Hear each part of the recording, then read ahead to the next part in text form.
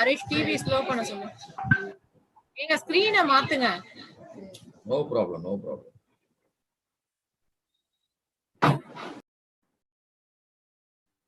You can allow everyone. 5 நிமிஷம் இருக்கேன்.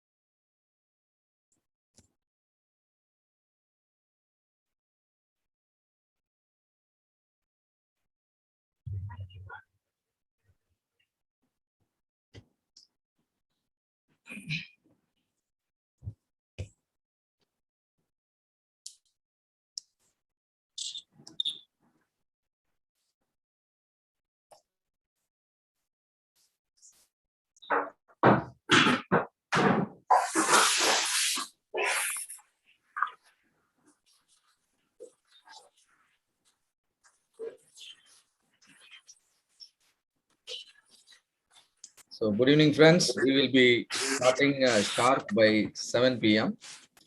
So on the subject. And meanwhile, why don't all of you introduce yourself in the chat, right?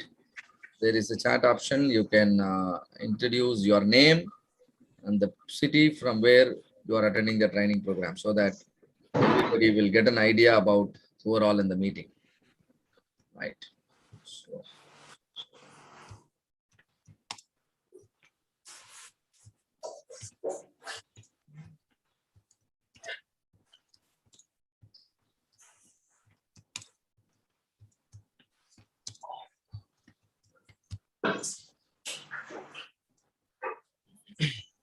So we have Giridharan from Chennai, and we have Sangeeta from Bangalore, Naresh from Chennai, Nawaz from Visakhapatnam,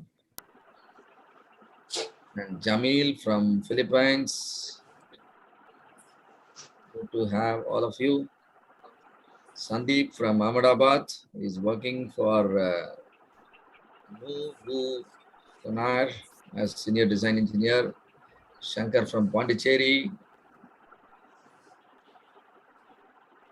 Choita from Hyderabad. And Asif Mahmood from Pakistan.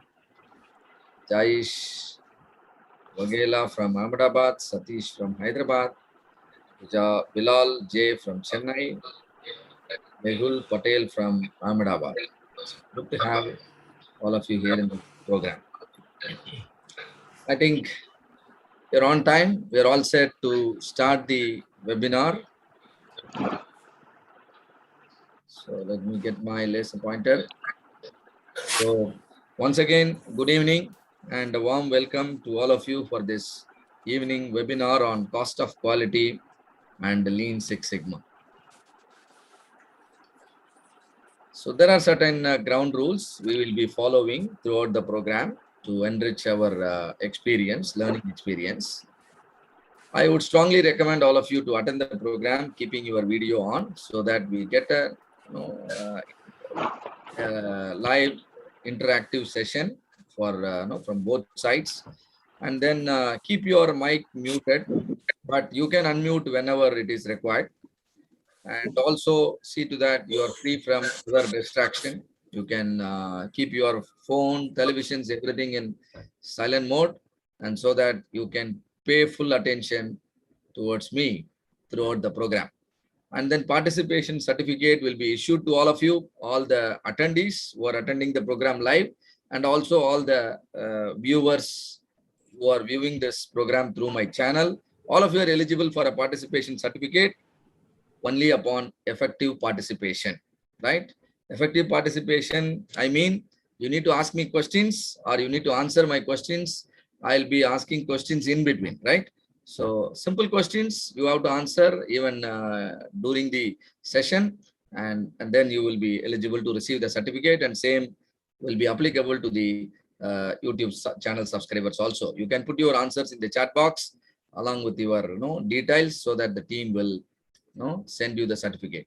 And feel completely free to talk to me even in between the session. If there are any questions, you can stop me and you can ask me your question. And also, if you feel I'm going fast or slow, you can remind me on that, right? Because ultimately, any program, the learning is the objective, and that should happen in a fabulous way, right? All right. And why are we here in this platform? Why are we decided to spend the time, evening time in this webinar? And we have certain specific agenda, right?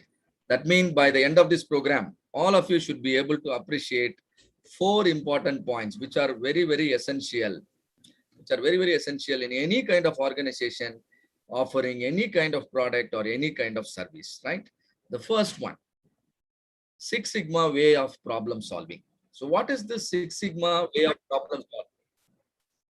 So what is this Six Sigma way of problem solving, and how is it important to all of you? How is it important to the organization you are working for, right? Six Sigma is basically a problem solving. So whether you are solving your customer's problem or you are solving your organization's problem, how do you solve?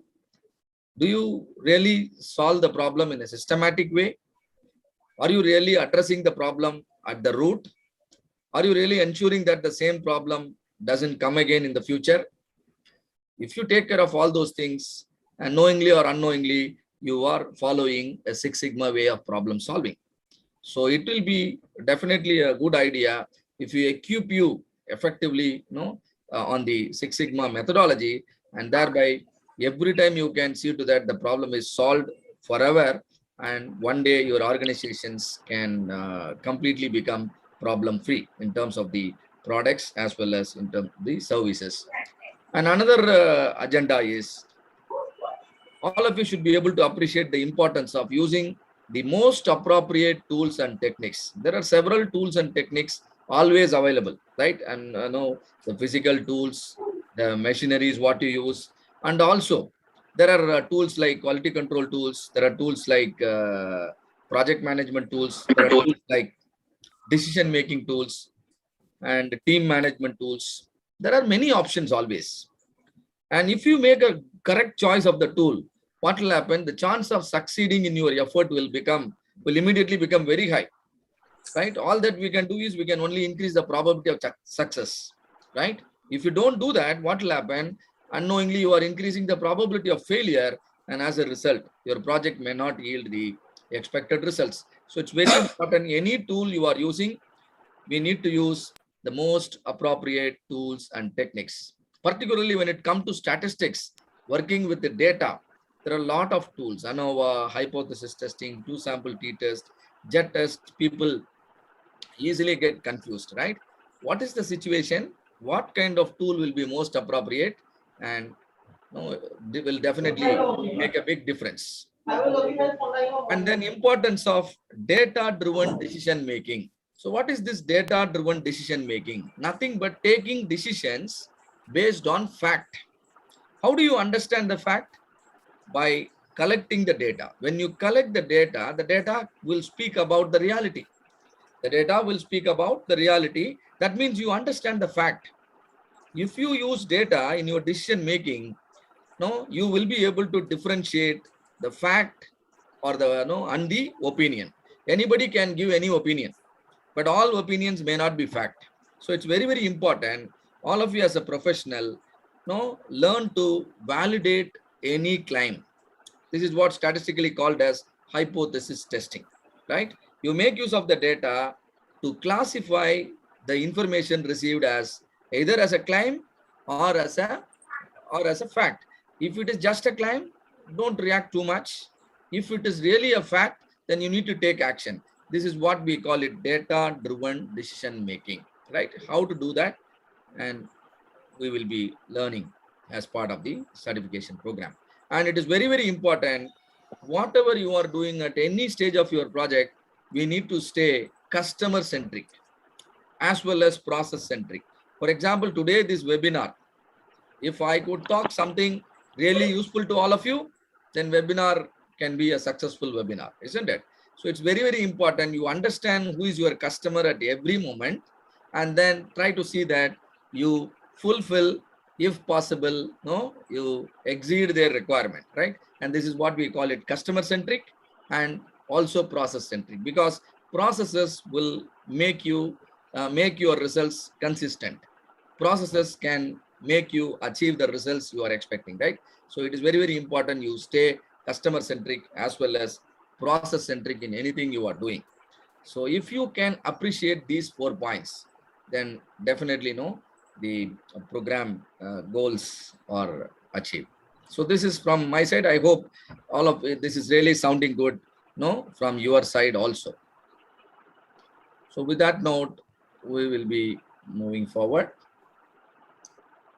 By the way, this is Dr. Gopal Sivakumar. I hold a doctorate degree in mechanical engineering and besides a black belt from Six Sigma. And I head the Team Campus to Corporate program with MSME Technology Development Center in Chennai. And of course, I also head a team of consultant at Vision Excellence Consulting Private Limited. My strength is particularly in the areas of statistical process control, design of experiments, measurement, system analysis, hypothesis testing, correlation, regression, 5S, Lean, and Six Sigma deployment, right? And I have about 18 plus years of experience, balanced experience in teaching, training, as well as consulting. And particularly my experience in helping people learn Lean, Six Sigma tools and technique is running in the order of 6,600 plus hours. That means you can see to that every minute you spend with me is going to be very, very productive for you, right? And of course, I have written some books on mechanical engineering, on mathematics, as well as in statistics. So this is a brief about me. And also, if some of you would like to talk to me before I start talking about the subject, you can go ahead and you can come on video, and then you can let me know about your expectation. If there is any specific question or anything you would like to understand as part of this webinar, please feel free to talk in this forum, because customer requirements are always important, right? So I don't want to deny an opportunity for all of you to speak to the others, including me. So I can give 1 or 2 minutes for this purpose, but all of you can, give your requirement in the chat also, right? So already you have given me your name as well as your city. If there is any specific thing you are expecting from the webinar, you can put it in the chat, or you can speak out also. Is there anybody who would like to speak out? Make use of Yes, this sir. opportunity. Yes, please. Go Good ahead. evening. This is Good evening. Giridharan Yes, from please. Chennai. So I would like to have a simple doubt, sir. I would Yes. like to. So Six Sigma is basically about an improvement process for Yes. a process, product, or a service. So Yes. how does this help me in an organization? That's my simple doubt, sir. Yeah, definitely. Six Sigma is nothing but a process improvement methodology. If you improve the process, what will happen? Your results will improve. So Okay, this sir. is what every organization wants. Your result can be profit. Your result can be your revenue. Your result can be your market share. Result can be your product quality. Result can be your customer satisfaction. All that comes from your process. So take care of your process. Process will take care of your results, right? But how can you take care of your process? How do you understand, where is your process stands as of now, and where do you want, the process to stand in the future? So this is exactly, the Six Sigma methodology. Good, Giridharan. I could understand, your expectation. Is there anyone else who would like to speak? Yeah. Hi, sir. Yes, Irfan. Yeah. Myself is Irfan. So I'm working for a Stitch and Hide brand, which is located in Australia. So we are basically providing the leather goods business. Yeah. So I just wanted to ask how this Six Sigma white belt will be what utilized in our industry, say for in the leather industry. How it will be helpful for our industry. So this was Yes. my. Good. Yes, obviously you will understand how it is going to be helpful in leather industry. In fact, Six Sigma is helpful in all segments, not only leather industry, not only automotive industry, in every industry. Wherever there is a process, Six Sigma comes into play. Because defects in all industries, nobody likes to produce defective item. Hope you will agree with me, right? In your leather Yeah. products also, There will be there huge are, defects. Yeah. if there are some We are scratches, worrying. if there are some stitching issues, if there are some finishing issues, if there are some joining issues, and everything, your customer will find it very serious, isn't it? And so Yeah. defects are always possible in any industry. So defect reduction is the goal in Six Sigma. So definitely it is going to be very, very helpful for people in the field of leather industries, and also for others.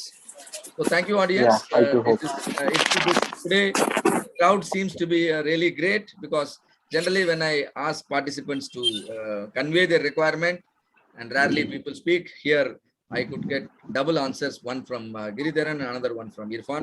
Thanks to both of you, and expect everybody to be interactive throughout the program. Sangeeta madam, you would like to say Yeah. something?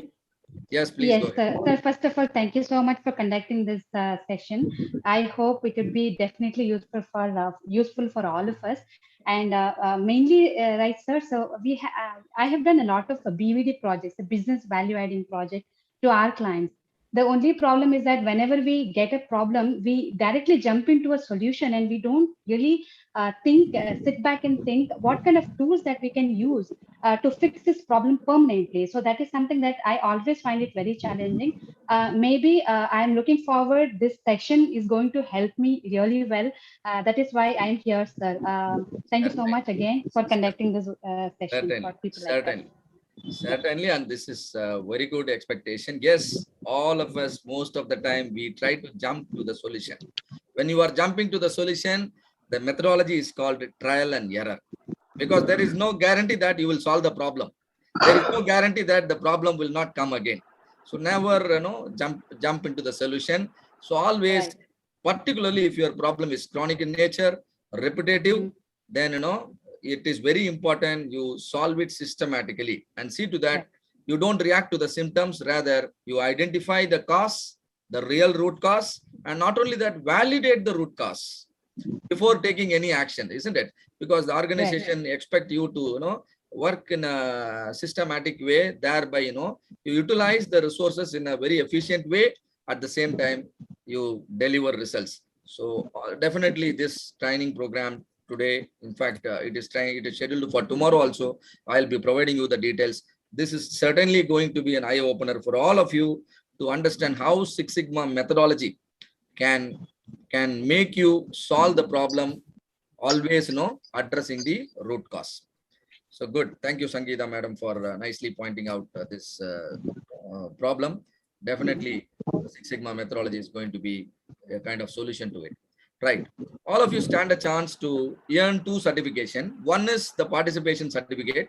Obviously, each one of you will get it, and see that you effectively participate in the program. And there is one more certificate I'm showing you. This is called Certified Six Sigma White Belt. And of course, if you want to earn the second certificate also, you must continue to attend the session tomorrow also, right? Tomorrow, same time, 7 p.m. to 9 p.m. There'll be separate meeting ID and passcode, and there are set of requirement. Only those who are seriously interested about the objectives, what I have pointed out in the previous slide, you can prefer to learn from me tomorrow. And there'll be a training, there'll be a small assessment, and then this certification will be issued. The second one, what you are seeing is not just a certificate, it's a title you are adding to your profile, right? So there are certain things. So today I'll be talking to all of you about 90 minutes, and then the certificate will be issued. And the program is already live in my channel. That means you can access the recording of the session any number of times if you really wanted to view it again and again. So the channel link is provided in the chat box by my team. You can see to that you are staying subscribed, and all the session I am conducting generally that will be uploaded there, so you get repeat access of the videos. And then for day 2, to receive the white belt certificate, attendance is compulsory, and there will be an examination which will be conducted on Wednesday. There will be 30 minutes, 20 questions, and 60% you need to score, and a digital certificate will be emailed to you and saying that you are a certified white belt. And this will be the body of knowledge to issue the title called white belt. And there is a fee associated for the white belt program, which is 2,360. And my team will give you a link, and there they will also share this code, discount code, Vision Webinar, and that will be applicable only to those of you who are attending the program today. And apply the code, and then whatever discount you are getting it, make best use of it. I think the team will always give a better discount during the webinar. You can try it. And anyway, I'll be sharing that detail also towards the end of the program. And now we are officially inside the program, and the first part will happen today. That is introducing all of you to Lean and Six Sigma, and then talking about hierarchy in Six Sigma. There are different belt levels. What all these belt level mean? If you become a white belt, and how is it going to be helpful to you? How is it going to be productive for your company? And that will happen today. And then tomorrow, I will take you through each and every phase of the DMAC. Define, measure, analyze, improve, and control. What are the steps? What are the deliverables? What are the tools and techniques you need to equip yourself so that you can always solve the problem effectively? And most importantly, tomorrow, one good thing what is going to happen tomorrow is I will take all of you deeper into the statistics. Generally, people hate mathematics and hate statistics, but mathematics and statistics are very, very simpler, and those are helping us to take correct decision. So how can enjoy mathematics as well as statistics, and as well as learn the concepts quickly? And that you will experience by attending the program tomorrow. And all of you tomorrow evening, you will have an absolute clarity on what's exactly Six Sigma. Why there is a 6 here? Suppose if I put 7 here, how does it matter to me? If you put 2 here, how does it matter to me? So what is the meaning of Six Sigma, and why there is a 6 in front of it? This big question will get answered, which many of the green belts and black belts in the market do not know. But as a white belt, all of you are going to have an absolute clarity by attending tomorrow's session. So with that note, first let us understand First, let us understand little bit about the history behind Six Sigma, how it all started. Hope all of you know Six Sigma came from a company called Motorola. In 1980s, Motorola was manufacturing televisions, right, in the brand name of Cuser. And they were experiencing a lot of quality issues. That means even after selling the product, there were a lot of claims by the customer. You call it warranty claims. Why warranty claim happens? You fail to detect a failure before dispatching the product. We call it an external failure. And the customers were finding the problem, and then they were making a lot of warranty claims. If the customer make warranty claims, what will happen? Then you have to either correct it or replace the product or pay back the money you have already charged. So these are all really, making Motorola, have a lot of, cost of poor quality. So they were really not able to maintain their profits at a thicker level. And it has gone to the extent that they have decided to, sell the brand. And what happened? The brand Accuser was taken over by a Japanese firm, right? A Japanese firm. The first thing what they did, they reduced the internal defects. What is internal defect? Instead of customer detecting a failure, if you detect a failure, that is called internal defects or internal failure. The beauty is, if you detect the failures internally, you are making the external failures rare. If you fail to detect, what will happen? The customer in the market will detect, and then that will become an external failure. So failing to detect the internal failure is the main cause for the external failure to happen. So that is what the Japanese firm have done, and as a result, the same product Cuser was marketed with the best quality, and now a lot of people started using it, and the product was really doing very well in the market. And seeing the success of Cuser after selling to the Japanese firm, and Motorola learned one thing. Problem is not only with the quality of the product, problem is also with our approach towards quality. And this is what Motorola learned after selling the brand to another company. And you are seeing Mr. Robert Bob Galvin, who is second in the picture. You are seeing him here. He is the CEO of Motorola. He decided that day that Motorola has to grow at least 10 times in the next 5 years. And he passed down the responsibility to two gentlemen. It is Bill Smith and Michael Harry. You are seeing Bill Smith here, first in the picture. He is an engineer by profession. And then the third in the row is Michael Harry. He is a statistician. He's a statistician by profession. So both of them were given the responsibility to see to that the company really grows 10 times in the next 5 years. You know what they did, both of them? They developed a systematic approach, systematic statistical approach, a metric-based approach. What is metric? Using numbers for every decision. Suppose I want to understand how is the program going on, the webinar going on. The number of participants is going to speak the quality of the program. The number of questions people are asking, and isn't it? So some statistics are always helpful, and this is what the entire world is doing with respect to the COVID scenario also. Every country started collecting information about the COVID. What is the spread rate? What is the recovery rate? Isn't it? And whether the corona has entered the country or not, they can't see the corona, but they can see it using some number. Isn't it? This is called statistics. This is the beauty of statistics. If you are in complete dark, only statistics can throw light. That means every organization should use statistics if they really wanted to understand what is currently going on in the company, right? Yeah. And so they developed a statistical metric-based system, and they started monitoring the performance of each and every machine, each and every department, isn't it? Each and every employee. So what they are doing, everything is they are able to monitor very, very effectively using the statistical and metric-based system they have developed.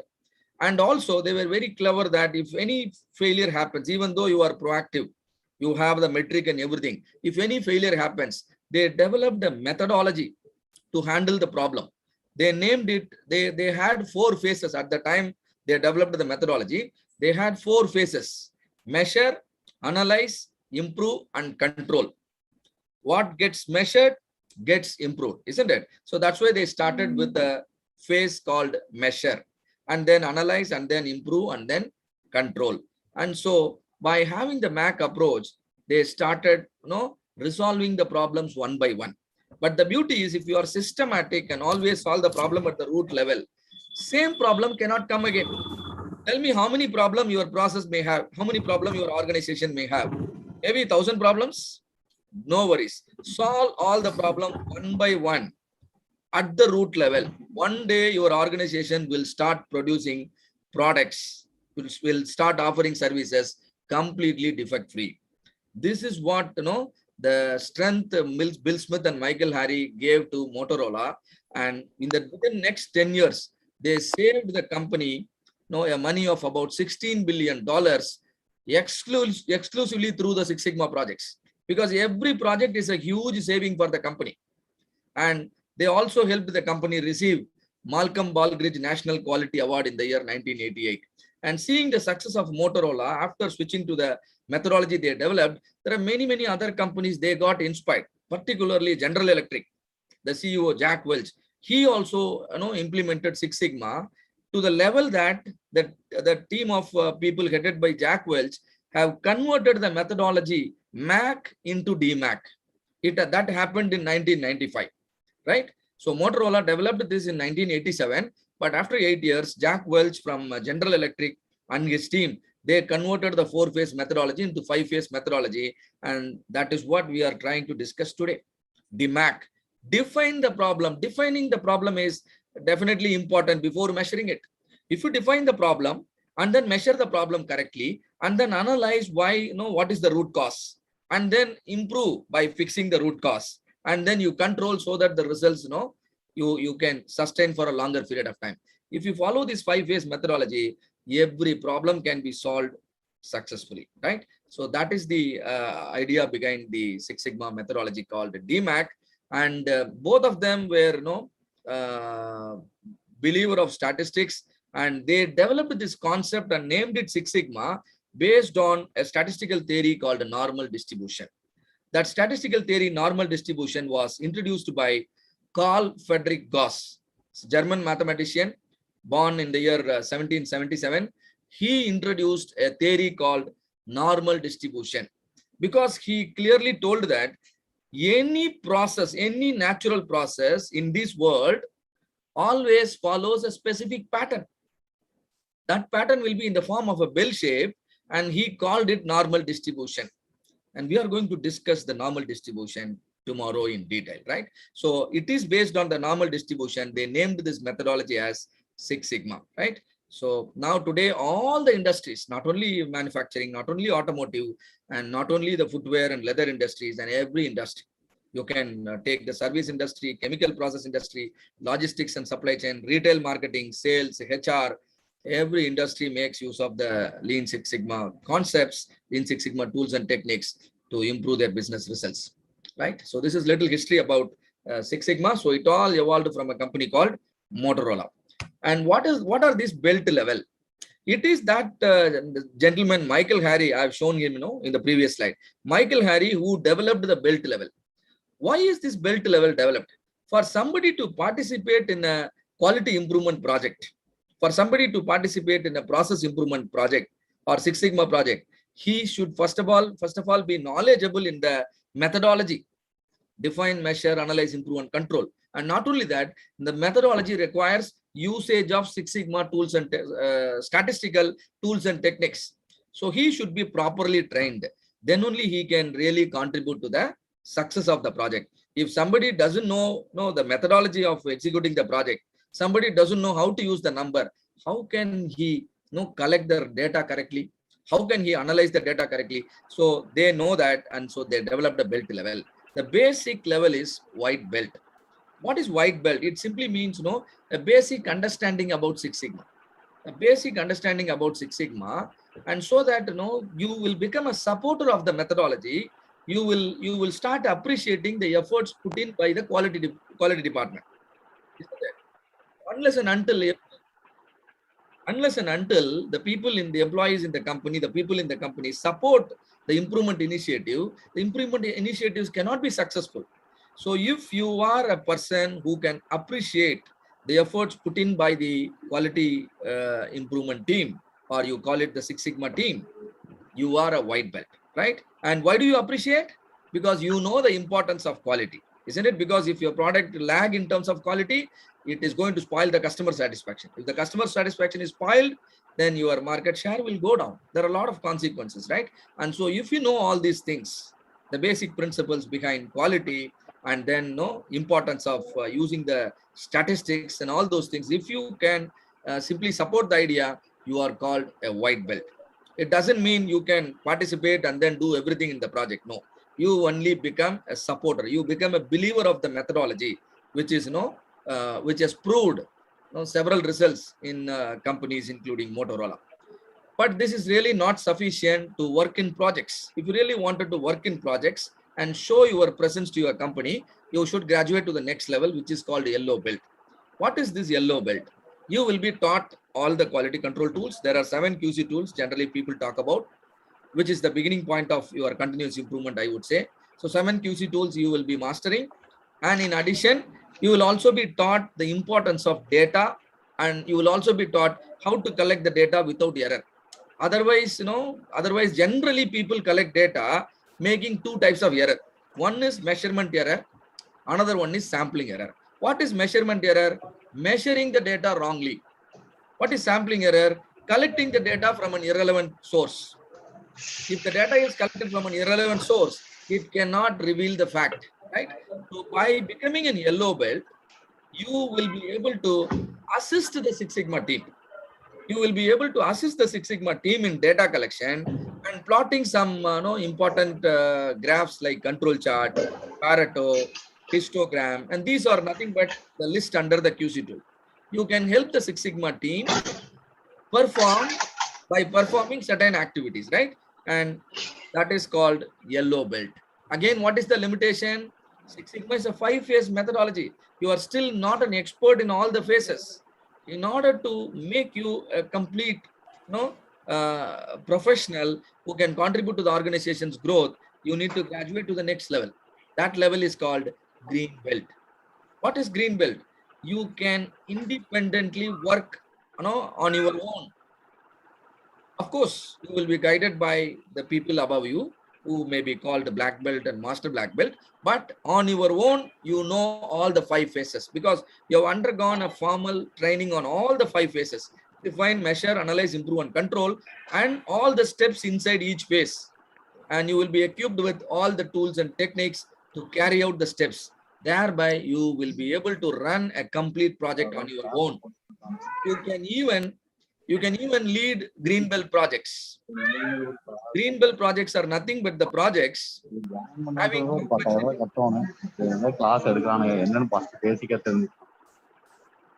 Mr. Padmanabhan, please stay muted. Right? You should not become a disturbance to others at any point of time. All right. So the green belt, they will lead green belt projects. In the sense, the green belt projects are nothing but the projects having complex, simple to medium complexity. That means the project should have the scope limited to the department you are belonging. You should not work on a project, which requires the inputs from all the other department. Then what will happen? The project complexity will be more, and then you will not be able to solve, right? So the only limitation as a green belt you will have is you will be able to solve projects from your own department. If you really wanted to handle projects of involving the other department, then you need to graduate to the next level, which is called a black belt. What is black belt? You are empowered to handle even complex projects. What is a complex project? The number of factors are more. Factors are not visible, or otherwise I would say it involves multiple departments. You call it cross-functional projects. You will be able to handle and lead a team even in a complex projects or cross-functional projects.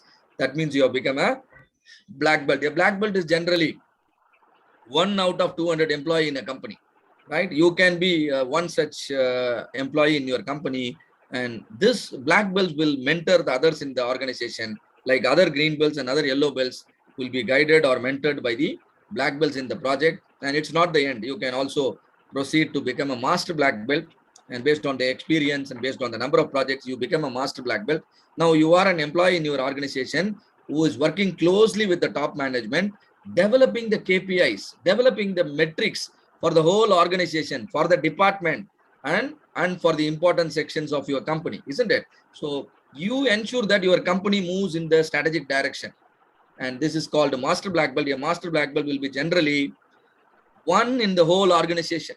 An organization having thousands of employees, will have only one or two master black belt, and who will in fact be the trainer for all the others in the organization. He can take care of all the training requirement for the company he is working for, right? So this is about master black belt. Of course, there are two more designations called champions and sponsors. These are nothing but the leadership positions, right? The person who can approve your project, he is called a sponsor. And the sponsor will also nominate one more person who can liaison between the sponsor and the project team, and he is called a champion. The main job of the champion is to ensure that he provides the resources to the project team as and when it is required, and remove the roadblocks if any the team is experiencing. With these kind of infrastructure, these kind of a set of people, every project can be made a successful project. If you are not able to form this kind of team structure, then making the project successful will be always challenging, in any work environment. And that is why Michael Harry developed these kind of belt levels, and the roles and responsibilities are made very clear. And as a result, every Six Sigma project is going to be a successful one. So these are the modules. Generally, yellow belt will be equipped, and this is generally a training program for 1 to 2 days. And however, a green belt training program means, in addition to the yellow belt modules, the green belt modules, where the statistical tools and techniques will be taught to you. How to work with the numbers. When I have 1,000 number, how can I use them? Can I read the numbers one by one, or should I need to calculate some statistical parameters? How to do that, right? And so all the statistical tools and techniques will be taught to you, and you have to undergo full-fledged 4 days training program to transform you into a green belt. And of course, there's one more level, black belt. In addition to the yellow belt, in addition to the green belt module, additional modules, particularly tools like design of experiments, quality function deployment, and all these things will make you, a real problem solver in any kind of situation. And this is going to be a 6 days journey, right? And that is called a black belt. All right. And now going to the industrial scenario. How is business generally goes on? Traditionally, we all have a feeling that when customer expects high quality product, what will be the cost of the product? Cost will be very high. When the customer expects a high quality product, the one immediate consequence is he has to pay more. And not only that, when you want a high quality product, then you have to wait to receive the quality product. So this is what the industries were believing traditionally. That means improving performance in one aspect will make you to compromise the performance in some other aspect, isn't it? But do you think the customers are okay with it in the current trend? Except very few cases where you are a monopoly, you can make your customers to wait. But do you think the customers are today willing to wait for your product, willing to pay more for your product? Even though your quality is great, customers expect your product to be offered at a really competitive price. What do I mean by competitive price? Your price should be cheaper in the market. At the same time, your product quality should be better in the market, and everything should happen in no time. Am I right? So if you really have such a kind of strategy, you can be successful, your organization can be successful, and your organization can eventually become a market leader. If you don't understand these kind of requirements which your market is imposing on you, then it will be difficult for you to crack any market. And there is a strategy called Lean Six Sigma strategy, which can help you really achieve these kind of results. What are these results? Improving the quality without compromising on the cost, without compromising on the time. A three-dimensional impact. A three-dimensional impact you can make in your offerings. That is, you can ensure highest levels of quality, world-class quality. The products are always defect-free. At the same time, your pricing is very, very competitive. At the same time, you can deliver products in no time. So how can you be very, very efficient, effective, flexible enough in meeting the ever-changing requirements of the customer? The answer is Lean Six Sigma strategy. How it can do it, that is what we are going to discuss today. And now, it is very important to also talk about price pressure. What is price pressure? Your product is really great. Now everybody is liking your product, but even then, customers always expects your price to come down, isn't it? As year on year, as the year passes, your product is definitely great, but then also the expectation of the customer is price should come down. You can't keep on increasing your price. Rather, the expectation is you should keep on reducing your price. So tell me what actually constitutes the price of the product. Always in any product, there are three things involved. First one is base cost. What is base cost? The raw material, the machineries, the manpower used, everything is a cost, isn't it? Your overhead. These are all called base cost. Any product will have this base cost. And number two, if you actually manufacture products or offer services, and there will be some failures, at least in the initial stages of the product, initial stage of the launch of the product, the failures will be more, and then it will gradually come down. That means at any stage, there will be some failure. Does the failure will cost the company? Obviously, any failure will definitely cost the company, because cost is not always money. Time is also money. Any form of resource when you utilize, that will definitely have a cost associated, and the cost associated with any form of failure, whether it is internal failure or external failure, we are going to call it cost of poor quality. That will also add up to the cost of the product. And finally, your organization should be able to make profit, isn't it? So you will add your profit margin. You add all the three components: the base cost, then the cost of poor quality, then the profit. That is called your the price of the product. And now tell me, your customer continuously expect you to reduce the price. And now tell me, which one will you prefer to reduce straight away? Of course, you can work on all the three. It is up to you. But what is your preference? Would you like to reduce the base cost? Is it your preference? Or would you like to compromise your profit? Is that your preference? Or would you like to work on the cost of poor quality? Now, this is the question to the audience here. And tell me, which is your choice? Is it the base cost you want to target? Or is it the profit you want to compromise? Or is it the cost of poor quality you wanted to reduce? Cost of poor quality. Sir, it would be definitely, cost of poor quality. Very good. Beautiful. Definitely it is cost of poor quality, because none of us really wants it, isn't it? Customer doesn't wants it. Even your employees doesn't want to produce defective products. Your management also doesn't want it, right? So don't go directly to the cutting down of the salaries, incentives, and reduction of resources. Don't target that. Your first target should be C. What will happen if you reduce the C? If you reduce the C, can you see an increase in your profit? You are still selling your product in the same price. You have not increased the price of the product. In fact, you will be able to reduce the product price also. At the same time, you can retain your profit, and you can also target to maximize your profit by continuously working on the cost of poor quality. Your Six Sigma exactly work on the cost of poor quality. Your Lean Six Sigma works on aims to reduce the cost of poor quality, or you replace the methodology, not Lean Six Sigma. You tell any name, everything will finally try to work on reduction of cost of poor quality only. But Six Sigma or Lean Six Sigma can do it beautifully for you. I will tell you at this platform, I will tell you, this is the best superior methodology available as on date. It will not allow you to jump into the solutions. It will not allow you to jump into the conclusions.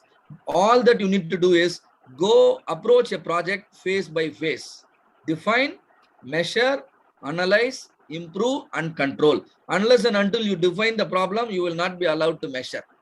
Unless and until you measure correctly, you will not be allowed to analyze. Unless and until you analyze and find out understand the root cause, you will not be allowed to think about the solution.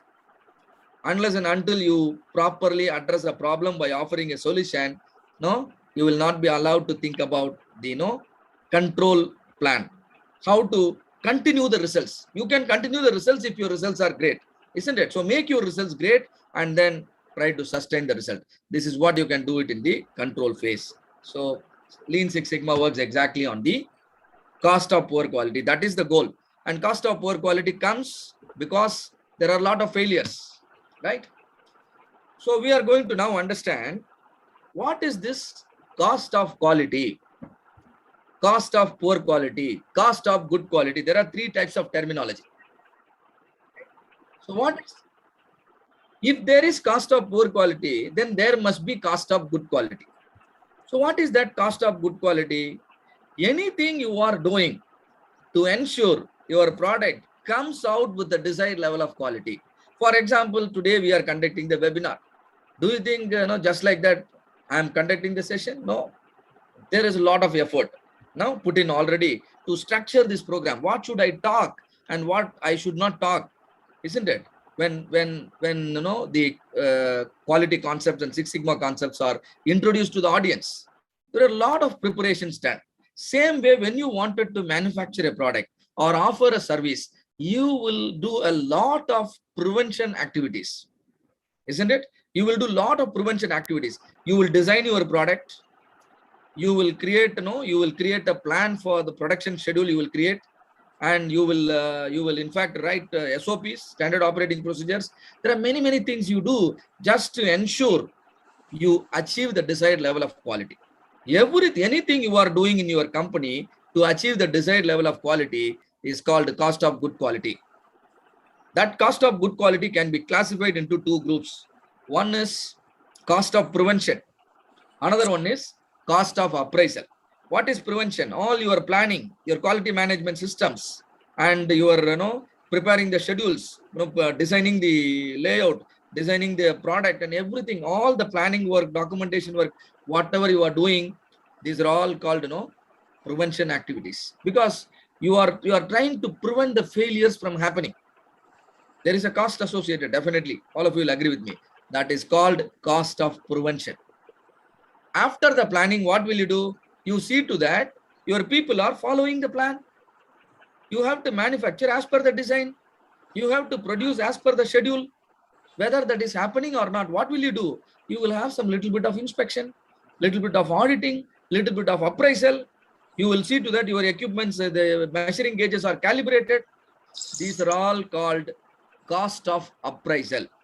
These are all called cost of appraisal. I also told you, I will be asking some questions in between. What is that I am doing? I am doing a little bit of appraisal, because I really wanted to know whether all of you are really paying attention to me or not, isn't it? So obviously there will be questions every 10 to 15 minutes. And this is called appraisal, which is required in your company also. That is why you have the quality inspector. So the cost of prevention, cost of appraisal, both put together is called cost of good quality. This cost of good quality, initially it will be low, but if you wanted to achieve highest quality, if your quality levels are low, then cost of good quality will also be low. But when you are expecting highest quality level, then your cost of good quality will keep on increasing. Do you understand this graph, all of you? This graph keeps on increasing. This graph represents what? Your cost of good quality. And in the initial stages of your product, failures will be more, because you have not achieved the desired level of quality. There will be a lot of failures, and then you will float projects to prevent each and every failure. That is called the quality improvement project, or you call it Six Sigma project, or you call it any form of project. So failures will be more in the initial stages. That means failure cost will be more, but in a long run, the failures will keep coming. Why is it keep coming? You are gradually improving your product. So the failure can be of two types, internal or external. What is internal? Failure is happening within your factory. You detect the failure before dispatching the product. If the failure happens after dispatching the product, that is called external failure, isn't it? So if you combine internal failure and external failure, the cost associated is called failure cost. I hope all of you now understand why the graph is continuously going down. Why is it going down? Because you continuously improve the quality. So quality improvement is definitely important to bring down your failure cost. When I combine poor quality as well as good quality, that is called total cost of quality. I combine good quality cost as well as poor quality cost, that is called total cost of quality, and that is what is represented here in this graph. This is nothing but combination of good quality and poor quality. And see here, this graphs makes a turn here at this point. This point is called quality level for minimum cost. This is the point at which you get the best quality at a minimum cost. Because what happens if you try to go beyond this, the y-axis talks about the cost associated. So the cost will again increase. So generally at this point, companies prefer to stop at this point. That means you put your best, you achieved the quality. At the same time, if you go beyond this, going beyond this means what? You increase your cost of good quality, but cost of poor quality is already dropped to a meager value. So going beyond this point is generally not acceptable. But all that you need to do is you compare where is your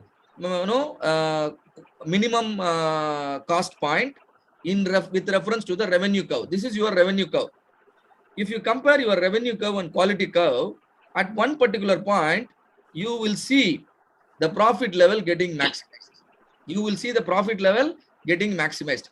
Wherever the point at which your profit is getting maximized, that is called acceptable quality level. That is called acceptable quality level. Generally, companies stop at this point. They will not try to go beyond acceptable quality level, because when you go beyond this level, you have to compromise on your profit. You can still do that if you have a strategy. For example, you wanted to crack the market further. Now, by compromising the profit, do it. But otherwise, there is no point, trying to go beyond the acceptable quality level, right? And see to that, at acceptable quality level itself, if you place your products better than the competitors, very soon you will become a market leader, right? Hope this graph is properly understood by all of you. Is there any question to me here? Good. If there are no questions, I'll proceed. Now I want all of you are able to follow me, or am I going fast? All of you are with me. You are able to follow properly. I can see 2 thumbs up. Right. Now I have a small question. With all your experience so far, with respect to the kind of products and kind of services you have dealt, what is your opinion on cost of poor quality? How much it could be in comparison to the revenue? Your organization revenue, let us say it is 1 crore. What could be the percentage of cost of poor quality your organization may lose, as a percentage of the revenue? Please share your views, and none of you can go wrong. None of you cannot easily go wrong, because it depends on the product to product. It can vary from company to company. I am only asking you to share your experience. What do you think the cost of poor quality could be in comparison to the revenue in terms of the percentage? Is it 5%, or is it 10%, or is it more than that? Can you tell me? You can put it. Yes, sir. I want to say something. Yes, please. Instead of a revenue, the reputation will be lost because of cost of poor quality. Yes, So I agree. No more revenue will come with poor quality. Very good. I agree. No, just to have a measure, because I need to know how much I am losing. As a company, how much I am losing. If I could do well, what could be my benefit? Since I am not doing well, what is my loss as of now? Anyone else would like to share your views, like how Satish has shared? Of course, reputation is also important because if you produce inferior quality products, your will be damaged.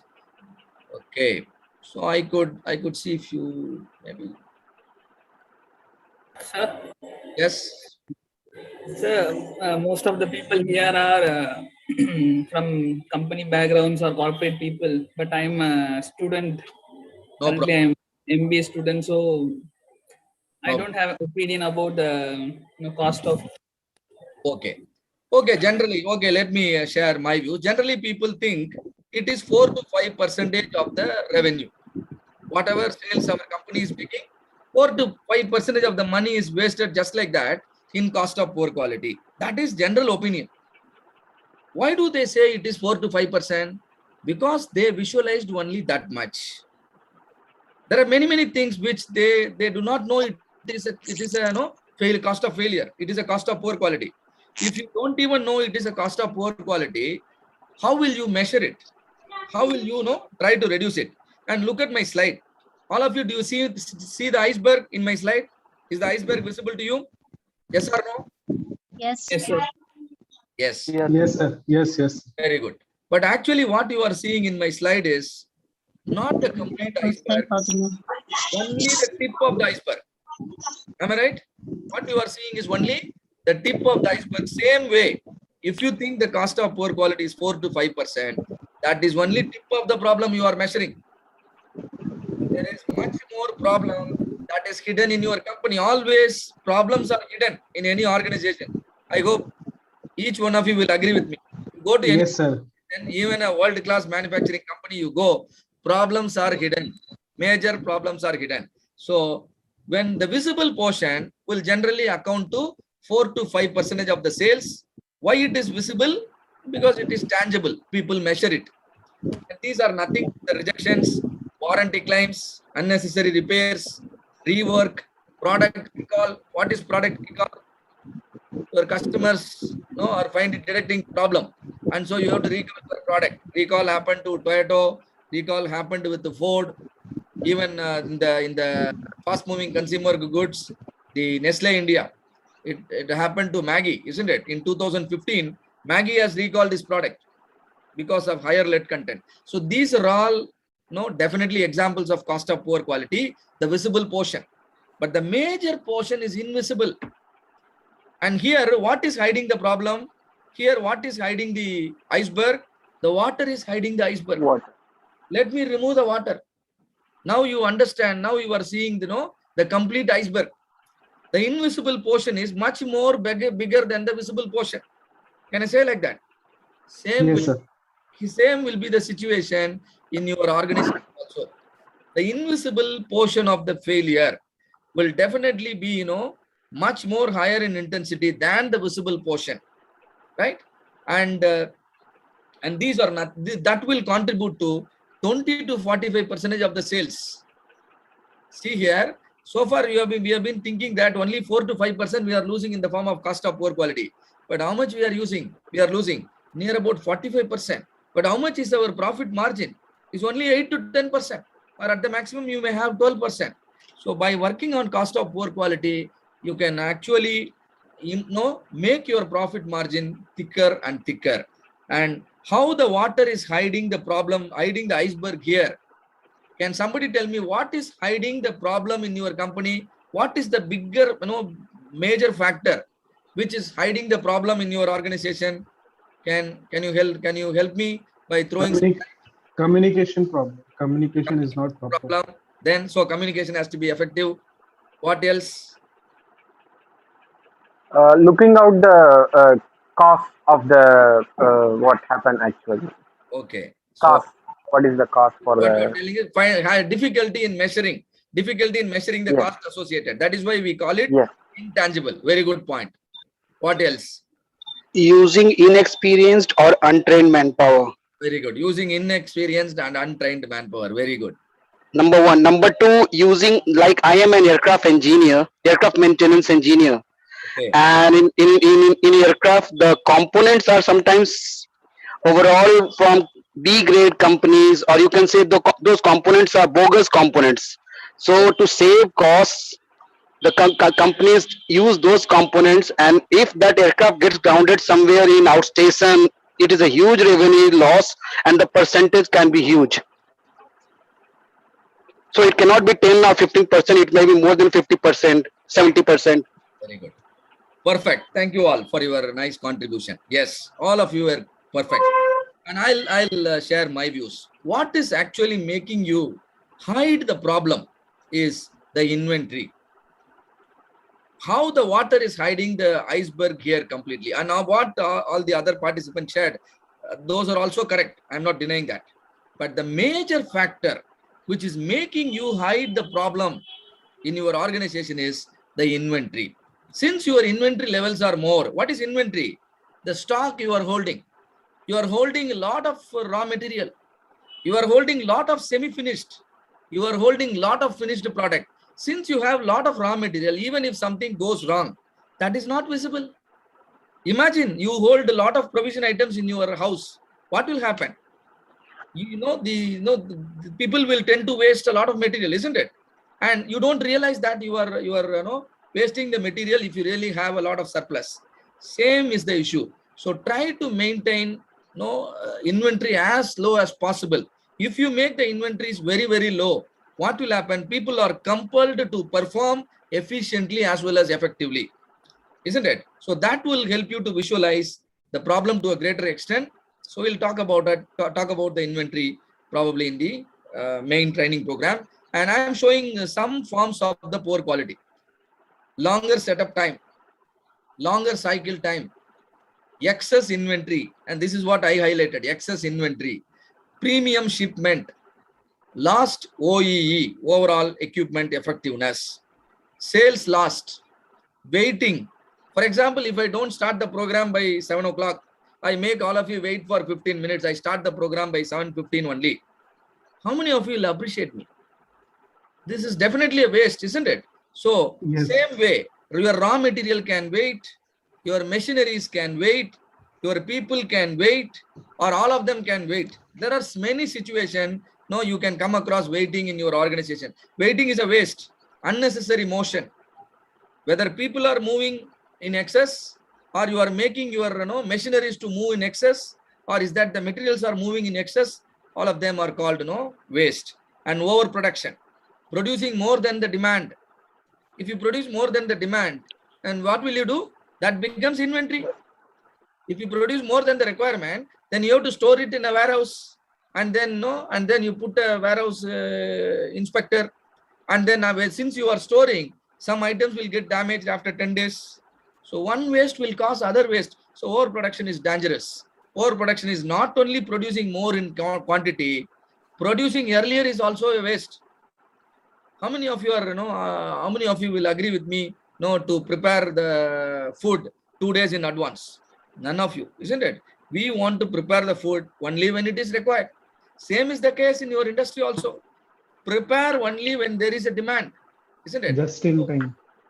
Just in time. Very good. So tools like Kanban will help you produce items just in time.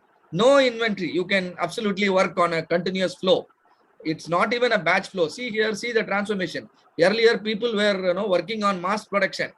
That means you produce everything and then push it to the market. Now you are producing only based on the demand, just in time.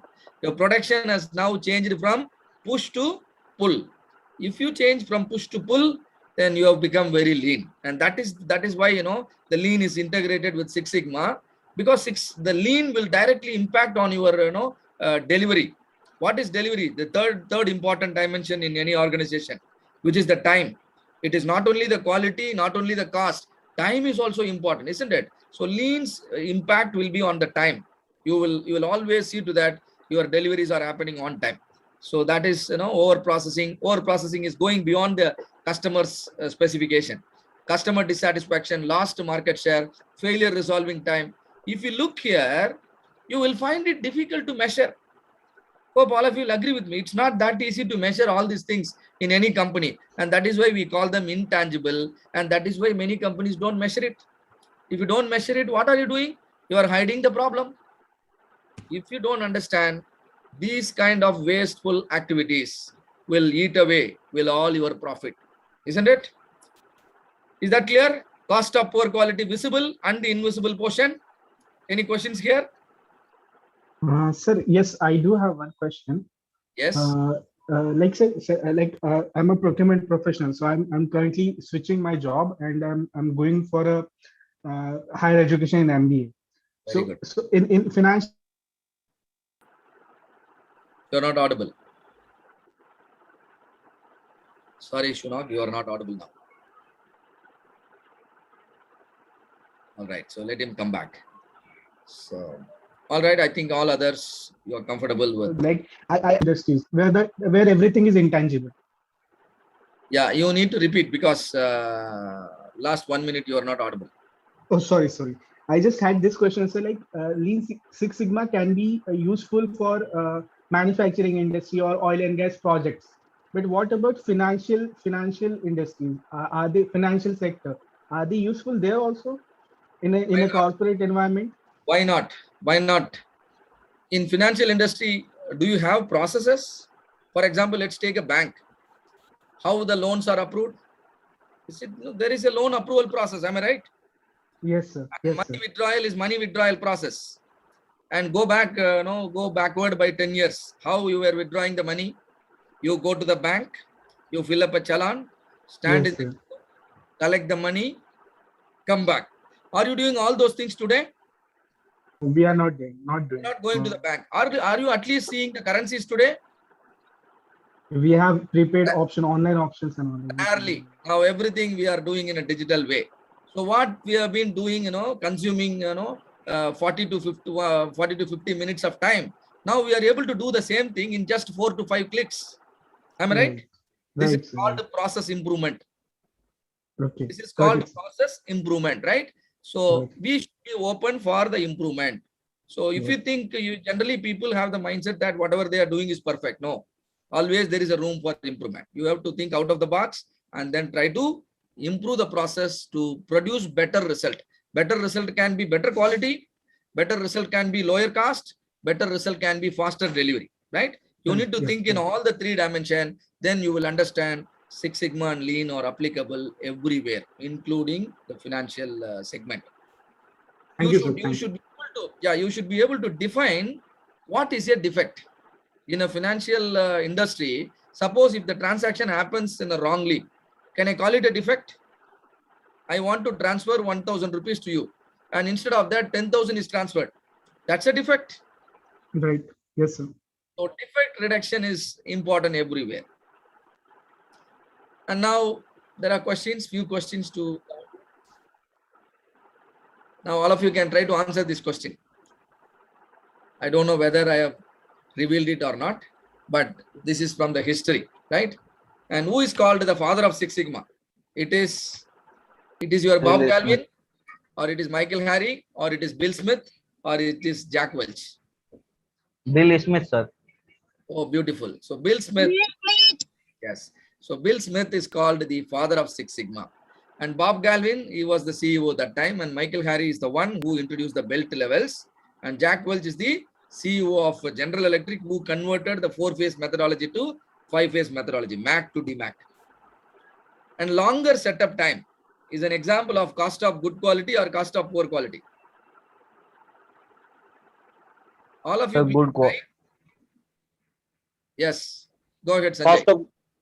Cost of good quality. Oh, longer setup time is cost of good quality. You are taking, longer time than it is required. Is it a cost of good quality for you? What is setup time?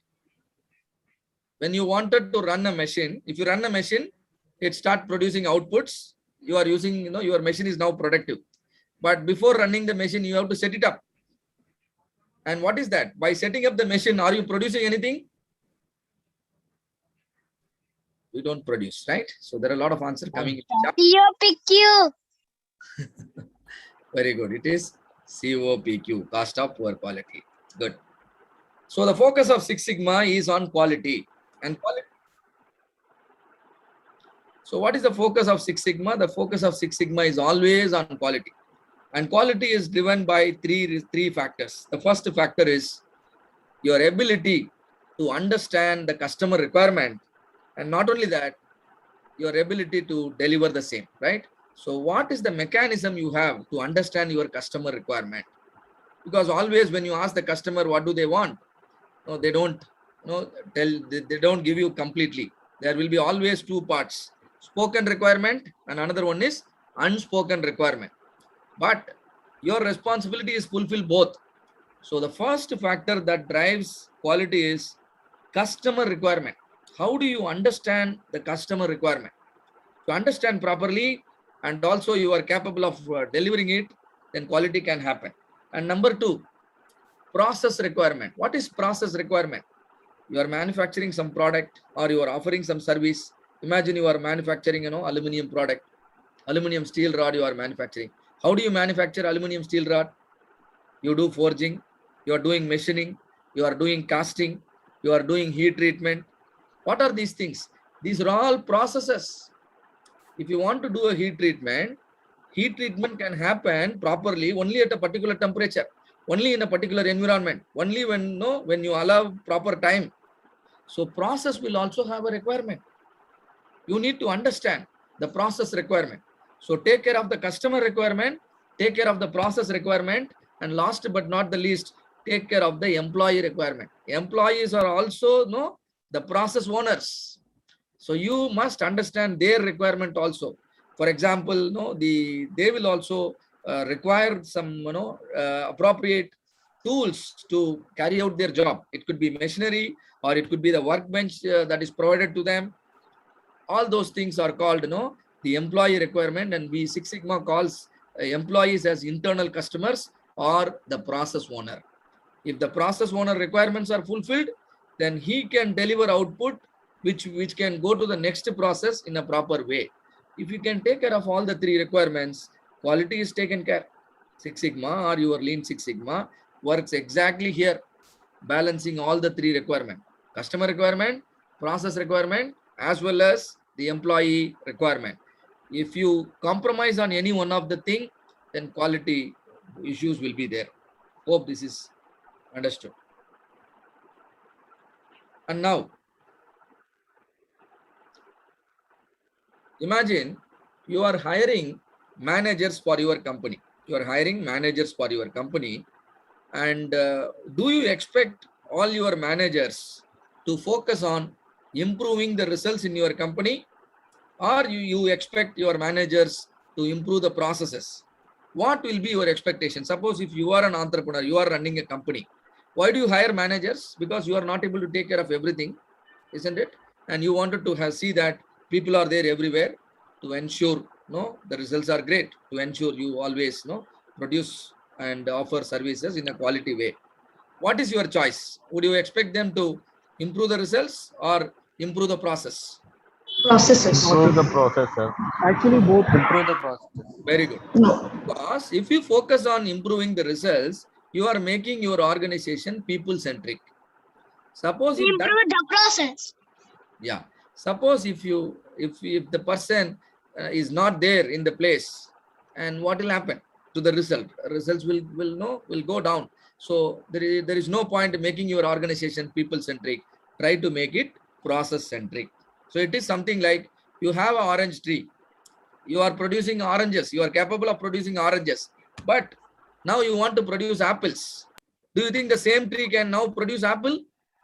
Not possible. Impossible, isn't it? If you really wanted to produce apples, now you have to grow an apple tree. And this is called process improvement. So process improvement is unavoidable if you are looking at improving the result, right? And this is what in Six Sigma, that means the question is, there is no point they are not trying to thinking of changing the fruits in the old tree. You must think of changing the roots. Changing the roots is nothing but changing the process. So process improvement, process changes are unavoidable if you talk about improving the results. So this is what mathematically called as y equal to f of x, process approach, where y is the result we want to improve, where y is the problem we want to solve, where y is the gap in performance. Mathematically, y is called a dependent variable. Why is it called a dependent variable? Because your result always depends on many other variables. For example, I want to, double my revenue. Do you think it will happen just like that? I can go and put a switch and my revenue will get doubled? It won't work in that way. I have to probably work on many areas to double my revenue. Similarly, I want to reduce the rejections. I want to improve my customer satisfaction. I want to see, improve the motivation level of my employee. All of them are Y variable. You should be able to understand whether your problem is a Y variable or a X variable. If it is a Y variable problem, a detailed analysis is required to fix it. If it is an X variable problem, no analysis is required. You fix it. It is called a quick win, right? It's very important you understand whether the problem you are trying to solve is X variable or a Y variable. And within X variable, always your X variable will be number, right? And for any problem, not all the X factor will pull down your Y. Only one or two, a few of the X factor will pull down your Y variable. Those few of the X variable which are pulling down your Y variable are called critical factor. Why do I call it critical factor? Because those factors contribute heavily to the problem. So I will call them critical factor. So what is more important is you should identify the critical factor. You should also prove that this is critical as of now. Isn't it? How our judicial system works. Even if you catch the culprit, criminal, still the judge is going to ask for the evidence. Then only, he will be punished. Same way, even if you understand this is the critical factor, to make changes in your process, evidence is required. How will you create the evidence? That is called, a statistical procedure, hypothesis testing. And then once you prove it, you can solve the problem if you know the relationship between X variable and Y variable. If you know the relationship between X variable and Y variable, solution will automatically evolve. For example, if I know when I increase my X, my Y will increase. I know how to impact my Y. For example, when I keep on adding the sugar in my coffee, what will happen? My coffee will become sweeter and sweeter. If I want to get a sweet coffee, what should I do? I should increase the sugar. Same way, if you know the relationship between X and Y, solution will automatically evolve. This is what we statistically call it correlation and regression. Whether a relationship exists between X variable and Y variable. If there is a relationship, what it is? If you learn all these statistical tools and techniques, you can solve any problem. You can become a very good researcher and you can become a very good problem solver in any organization. And now problem can always be of two types. One is your products, what you are offering currently in your company. The products, what you are offering currently in your company, sometimes may have certain issues. That means your market position is weak. Now what will you do? You will go for improving the quality of your products. That means the oranges you are producing are not good. Now what is your requirement? You want to produce better oranges. This is called product quality improvement. Six Sigma gives you a methodology called DMAC. Define, measure, analyze, improve, and control. So DMAC methodology should be used to improve the quality of your existing products. Suppose your market position is strong. That means your products are already doing well. Everybody is buying your product. You are a big brand. And now your focus is to produce apple. Because you have mastered the art of producing oranges. Now you will switch to producing apple. What is this called? This is called new product development. Since you are already a big brand, can you produce a product with an inferior quality? Definitely no. That may not be a good strategy. And producing new products with the best quality in it is called design for Six Sigma. And for that, the methodology is DMADV. Define, measure, analyze, design, and then validate. This is called DMADV. If you follow the DMADV methodology to develop new products, that is called design for Six Sigma. You develop product and right at the time you launch the product, it comes with the best quality. Hope the difference between DMAC and DMADV is understood. When to use DMAC? To improve the quality of your existing products. When to use DMAT V?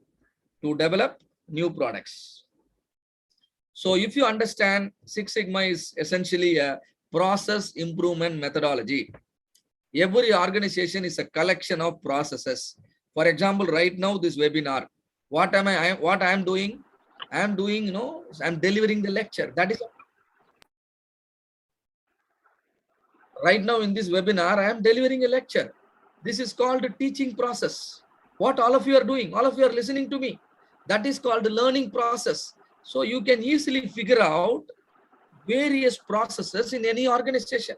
Some of them will be very critical and some of them may not be very critical, right?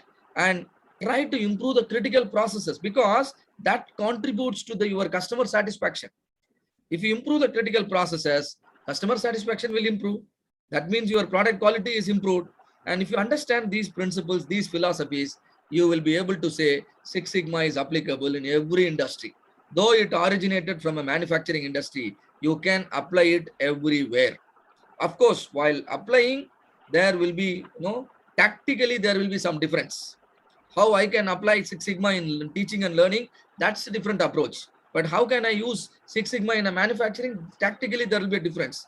And I'm running a hospital. How can I use Lean and Six Sigma there? Tactically, there will be a difference. But we can apply, right? So you can improve operational processes as well as transactional processes using Six Sigma or Lean Six Sigma. So I'll talk about this slide. Here, this slide talks about what can happen if you improve your Sigma level. If you improve your Sigma level, you can see, the improvement in your results. And the tree, what I am showing is nothing but your market. Your market share will keep growing if you keep on improving your Sigma level. But your journey towards Sigma level, will require a discipline towards quality and a disciplined approach towards using statistics extensively and always driving the quality improvement projects in a top-down way or top-driven, you call it. If you have all these approaches, you will be able to gain a major market share. See here, if you are looking for a small market, like very few number of customers, then you can just work on logic based common sense and quick hits. But if you really wanted to grab a next level of market, then you have to have be a discipline towards quality. You must you must use all 7 QC tools. Particularly, you must have statistical process control in place. If you don't have statistic process control in place, there is no question of improvement further. Why statistical process control is so important? Imagine a teacher teaching to a set of students, like how I am doing right now. What is most important to the teacher? The teacher should essentially have control over the students. If teacher doesn't have control over the student, do you think improving the lecture will help improve the performance of the student? Students are not listening to you. Then even if you improve your teaching, it is not going to make an impact.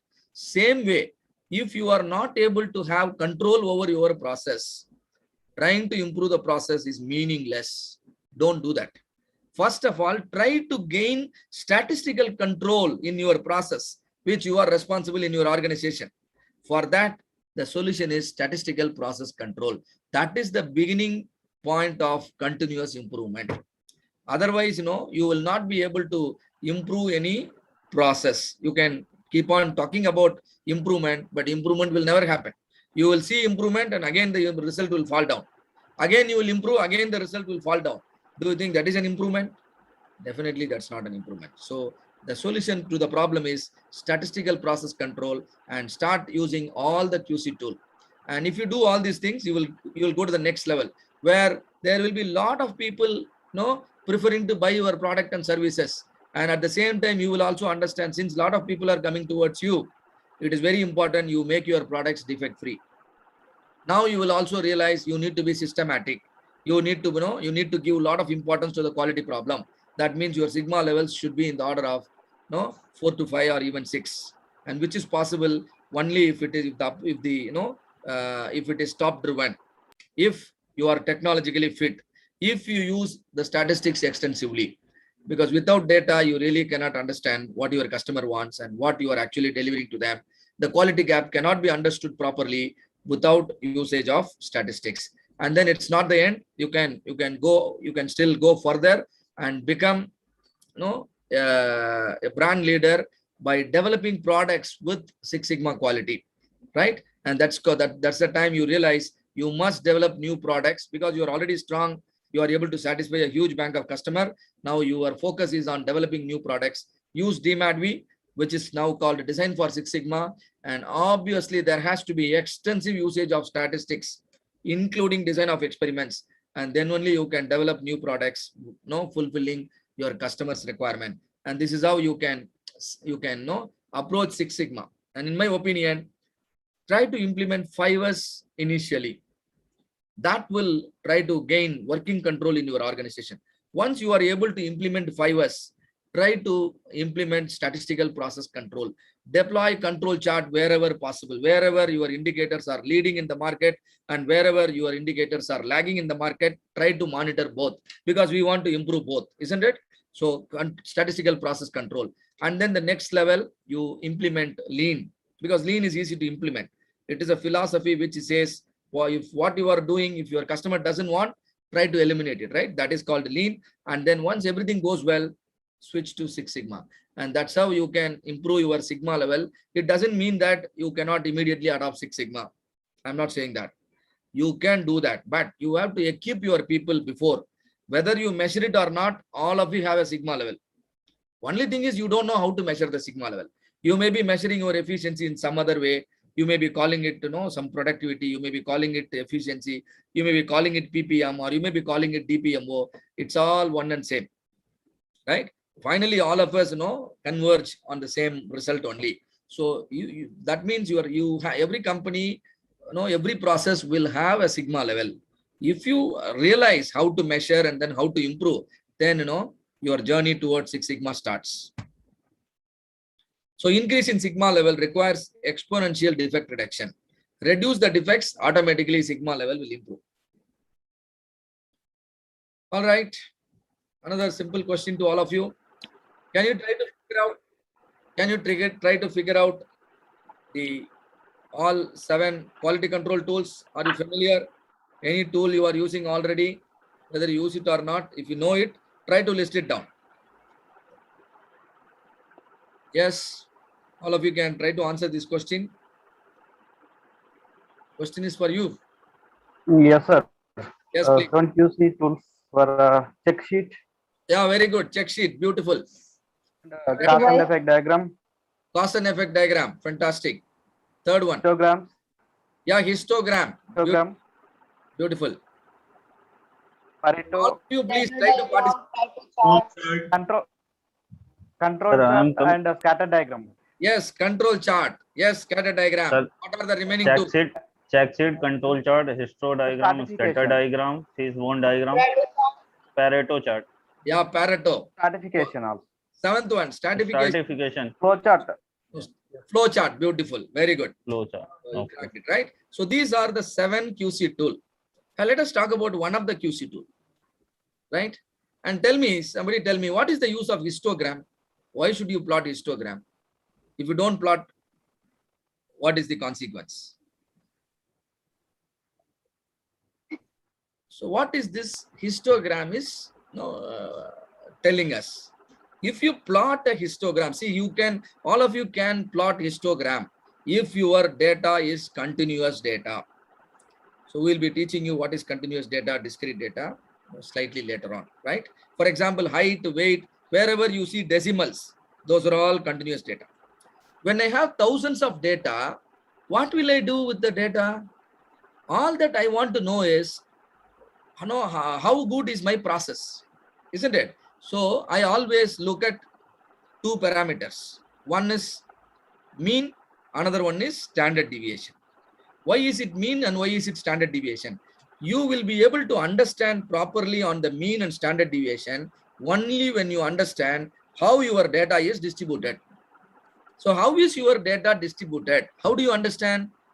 The initial idea comes from the histogram. When I plot a histogram, I will realize how my histogram looks like. Is it looking like a bell shape? Then it is normal. then it is normal distribution. If it is a normal distribution, now I calculate average, now I calculate standard deviation, it will make a lot of sense to me. So what kind of distribution your data follows? You will be able to understand only after plotting histogram. Same way, each and every quality tool is very, very essential. Otherwise, what will happen? You will jump into conclusions. I want to create a regression model. I don't know whether I should create a linear model, or I should create a quadratic model, or I should create a cubic model, or I should create a higher model. The answer comes from scatter diagram.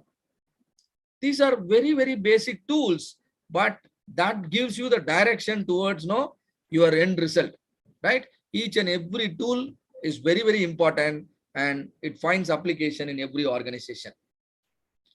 Right, next question. An organization wants to improve their existing products.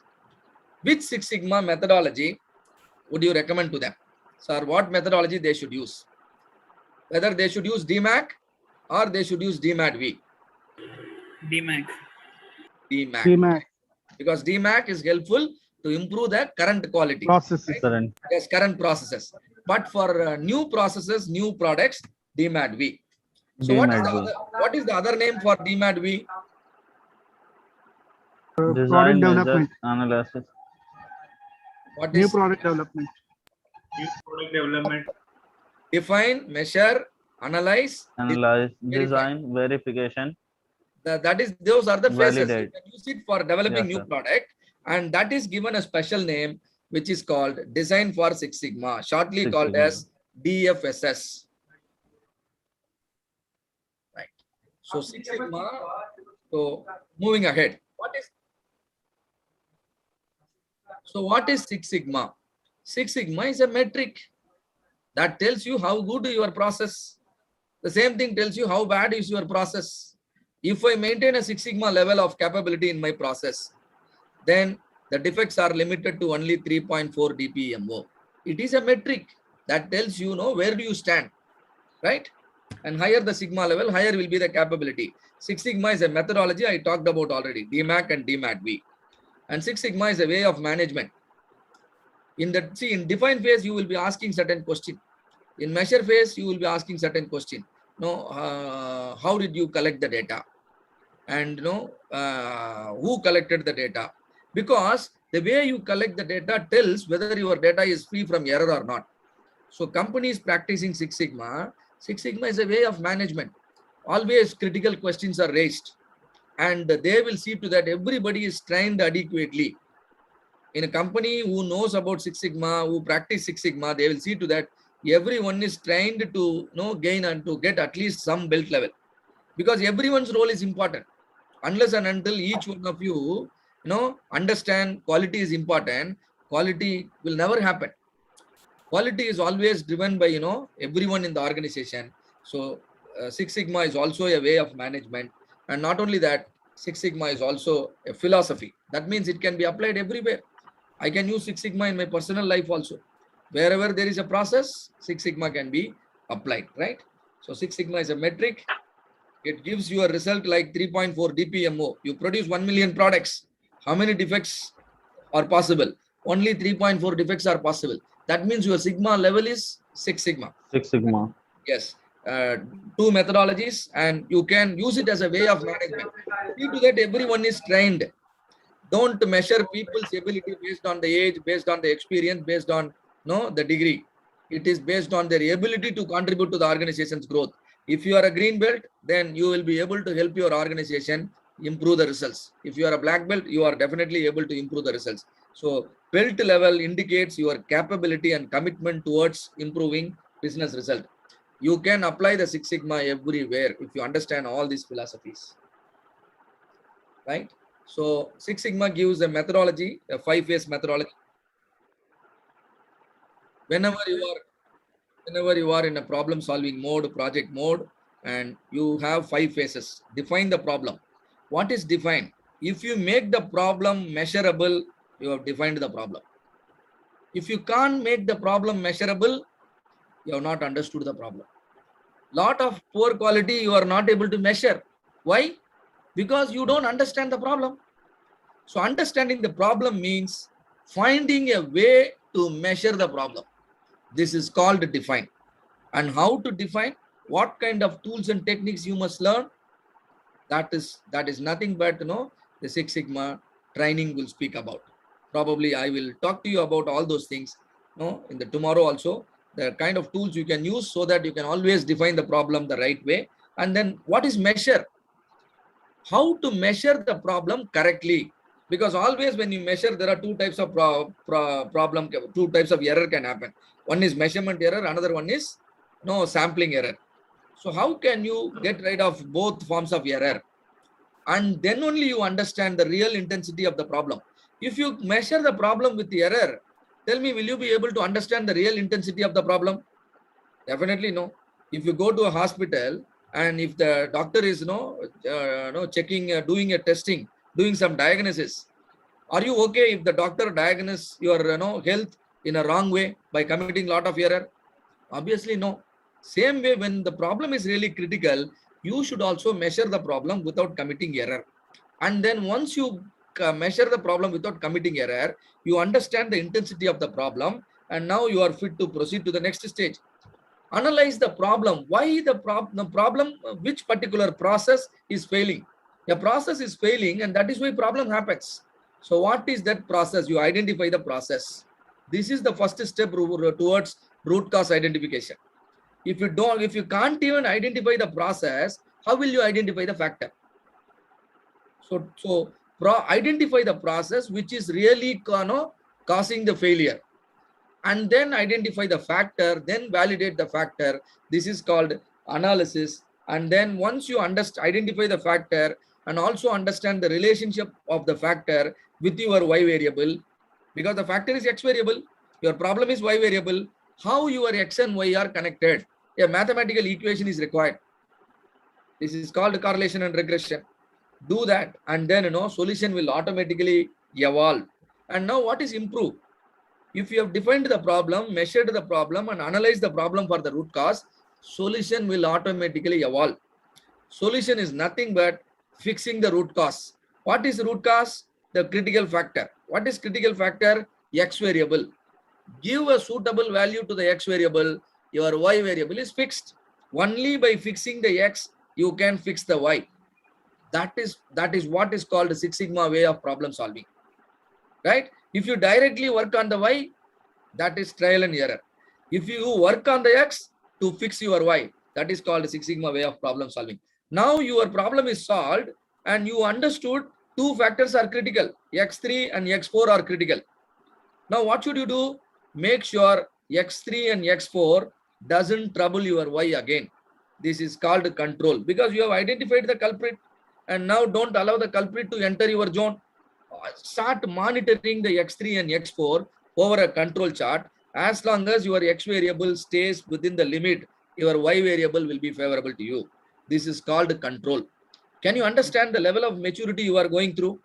Define phase talks about Y variable. Control phase talks about X variable. This is called real maturity. This is called real experience. This is called a systematic way of problem solving. And you are learning with me, you are learning with our training program is going to be a cakewalk. Every phase, you will be taught phase by phase, define phase, measure phase, analyze, improve and control. And within define phase, we divided the define phase into 3 simple steps. I'm going to teach you step by step, right? There will be a lot of hand holding, like teaching to a kid who doesn't know anything. Even if you do not know anything about statistics, anything about basics, right? You will be taught thoroughly in an easy to understand way. That means your learning from me is going to be a cakewalk. This is definitely, a good, good program. A lot of demand is there for the Six Sigma skill set. At the same time, it is also, tough, and it is taught in a wrong way, almost in 90% of the training program. And your experience is going to be on the other side. That is, you are going to be on the top 10% of the program, which are offered with the highest levels of quality, right? And that is what going to happen. That means you are going to have a real transformation in your ability to solve problems, right? So the simple steps I'm showing, probably you can read it later on. So finally, each phase divided into 3 steps. That means it is going to be 15 simple steps which will truly transform you into an expert in Six Sigma. You call it green belt or black belt, right? And then I will come to the lean part after 5 minutes, because I have to do a little bit of marketing job, because we are conducting a lot of training program, upcoming training program. I hope all of you will allow me to speak for about 5 minutes about the lean, right? I'm sorry, about the upcoming training program. And so after that 5 minutes, we will be coming back to these slides. We will talk about the lean. We'll talk about the lean tools. So please wait for it. Don't go away. And now, yes. Now this 5 minutes or maximum 7 or 8 minutes on the learning circle under our upcoming training program. How one should learn any program, not only this program, anything you are learning, how one has to learn, right? First of all of you should come out of your comfort zone. Start behaving as a real learner. You might know many things, but still, come out of the mindset, and then come out of your comfort zone, and maybe out of your own experience, like last 10-20 years, out of your own experience, you should have definitely understood to grow further, you have to learn new things, isn't it? And that means learning is unavoidable at whatever level you are today in your career. You have to learn the new things so that you can grow further.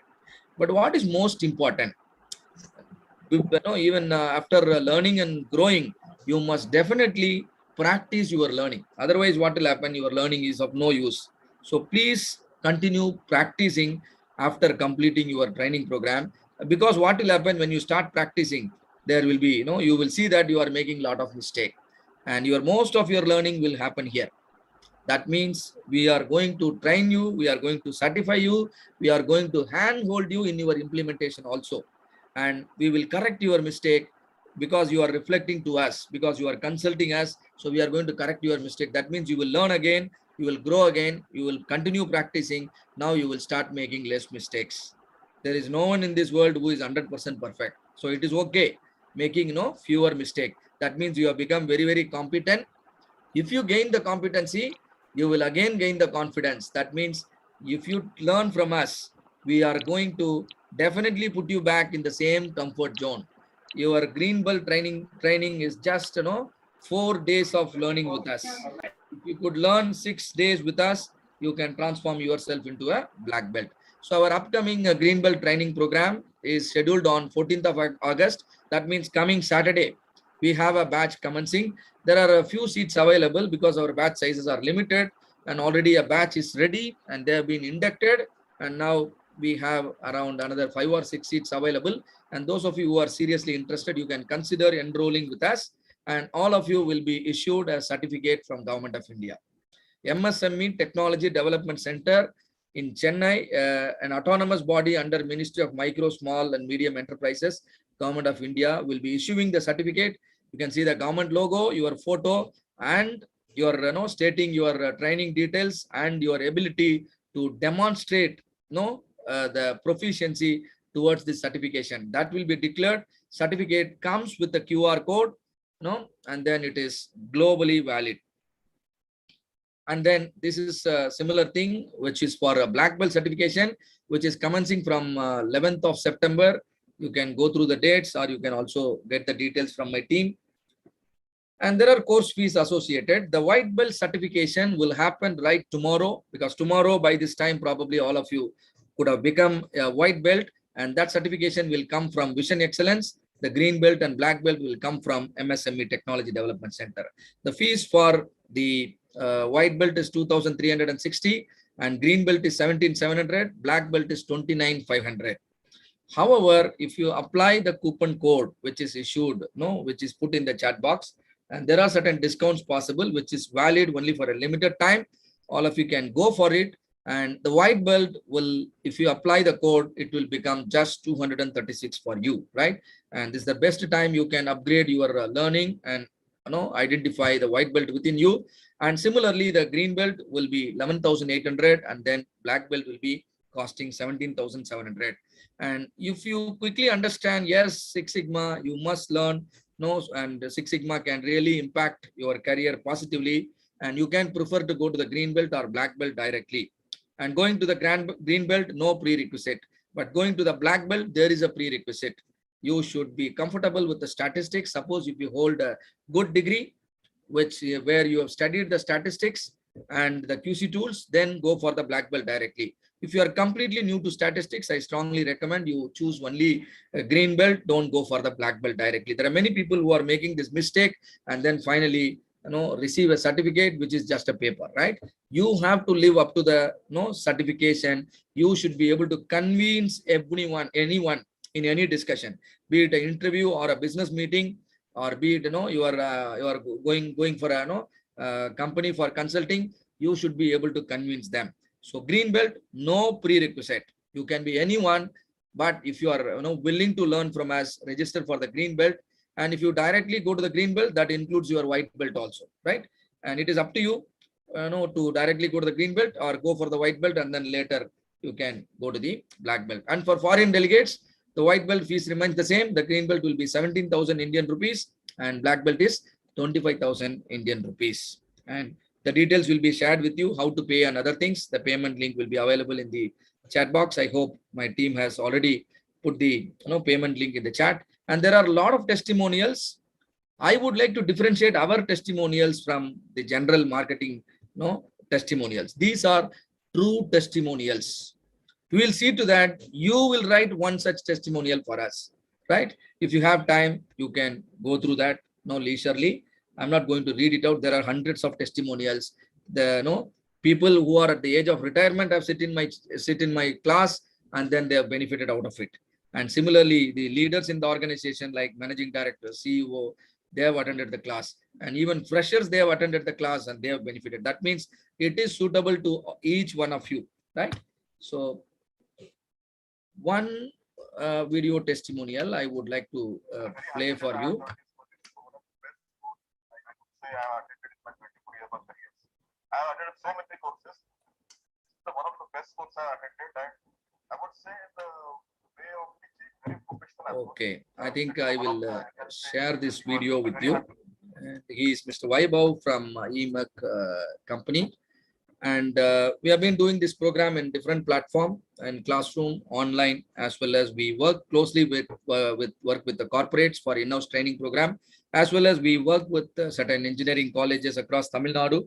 Near about 38 engineering colleges, we have signed MOU, and then to impart this knowledge to the student and faculty community. And those of you who would like to take it up, you can approach us. And there are a lot of programs we did in different platforms, as I said. And now it is time to unlock your mindset, because most of the time we all believe that we don't have time for new learning. We don't have money for the learning because an investment is required. See, this you are spending on the learning is not really a spending. It is an investment. What is the difference between spending and investment? Investment will come back in multiple fold, right? If you really wanted to multiply your money, come forward to learn the new things. And it is something like, if you are a strong believer of these reasons, it is something like how the elephant looks at the small chain. The elephant strongly believes that it cannot break the chain, but actually the power of the elephant is much more than what it thinks about with respect to the chain. Same way, all of you can break this barrier if you really wanted to break. And that's what we call it, the elephant mindset. Come out of the mindset, because your earning truly depends on your learning, right? So wake up and start learning right now, and never miss a big opportunity by having these small excuses. These excuses sometimes may make you lose big opportunities, because I've seen many people simply burning their money just for a certificate without even understanding what is exactly Six Sigma. And it happens with even a black belt program, right? So there are only hardly 5 to 10% of the program teach the Six Sigma in a right way. And definitely your experience is going to be really world class with me, and you will be able to understand that when I talk about the statistics with you, right? Right tomorrow. And then if you feel like what we are doing is really good for the society, please do spread a word with your friends as well as colleagues, right? And we are open to work with the corporates. We are open to work with educational institution. That means we are signing, MOUs, memorandum of understanding, to train and do the consulting to empower their people. And it can happen directly through Vision Excellence as well as through MSME Technology Development Center. And similarly, we are conducting the online programs. Most of our programs are conducted online due to the pandemic scenario. A lot of public program where anybody can come and really join our program. And then we do conduct classroom training program, but last 1 year definitely it was not conducted. But we have dates for maybe probably after a month we are conducting the classroom training program. And then next month onwards, a mobile application will be available to take up our courses in a easy to learn mode, and that will be announced and will be available in the Play Store. And also, all of you can learn absolutely free from my YouTube channel, and youtube.com/user/the GSK 545. This is my YouTube channel. Of course, the link has been already shared, and today's session recording is already available there. Just subscribe, and then you can continue. You can start learning many Six Sigma tools and techniques there. And every Monday, I'm doing these kind of free webinar. You can support us by passing on the message circle, right? If there are any queries, we will be very, very happy to clarify your queries about the program. Sir, excuse me. Yes. Yeah, some of them are telling that link is not working, but I checked now. It's on. It's working. Okay, so please do have a double check, and also provide them the GPay. Yeah, and I have given the Google Pay, Paytm, and Phone Pay number also. In that Phone Pay also, the 236 is applicable. You can pay through Google Pay, Phone Pay, or Paytm. And the InstaMojo link is working now. You can go with that also. Yeah. The coupon code, please use the coupon code to get your discount. In case you are paying by Phone Pay or the Google Pay, you no need to apply the coupon code. Since you are paying now, directly pay the discounted fee of 236. And if there are any questions, I would like to answer. Otherwise, I would like to spend the remaining 10 minutes for our learning again. Any questions? So, give me a minute. I'll again go back to my slide. So what about the yellow belt, sir? Yeah, yellow belt. If you would like to register, there are dates available. You can connect with the team in the number provided 8838165936. Priya madam, please share the contact number also in the chat. Yellow belt also conducted. We are conducting the yellow belt also, and you can get to know the dates, and you can join. Contact number is shared, sir. For further details, I inform them to contact myself and Vashni. Sir, before we are moving on to the session, shall we take today's pick? Yes, please. Yes, please. Please, all of you, please do come on video, because we wanted to issue all of you a certificate. So we really want to know to whom we are issuing the certificate. And so please do come on video. We will take a picture with you, and then the certificates will be emailed to all of you. Probably it will happen tomorrow. And one more certificate will be issued probably on Thursday, after guiding you on the body of knowledge. All of you, please do come on video so that you can utilize the 5 minutes available for our lean discussion.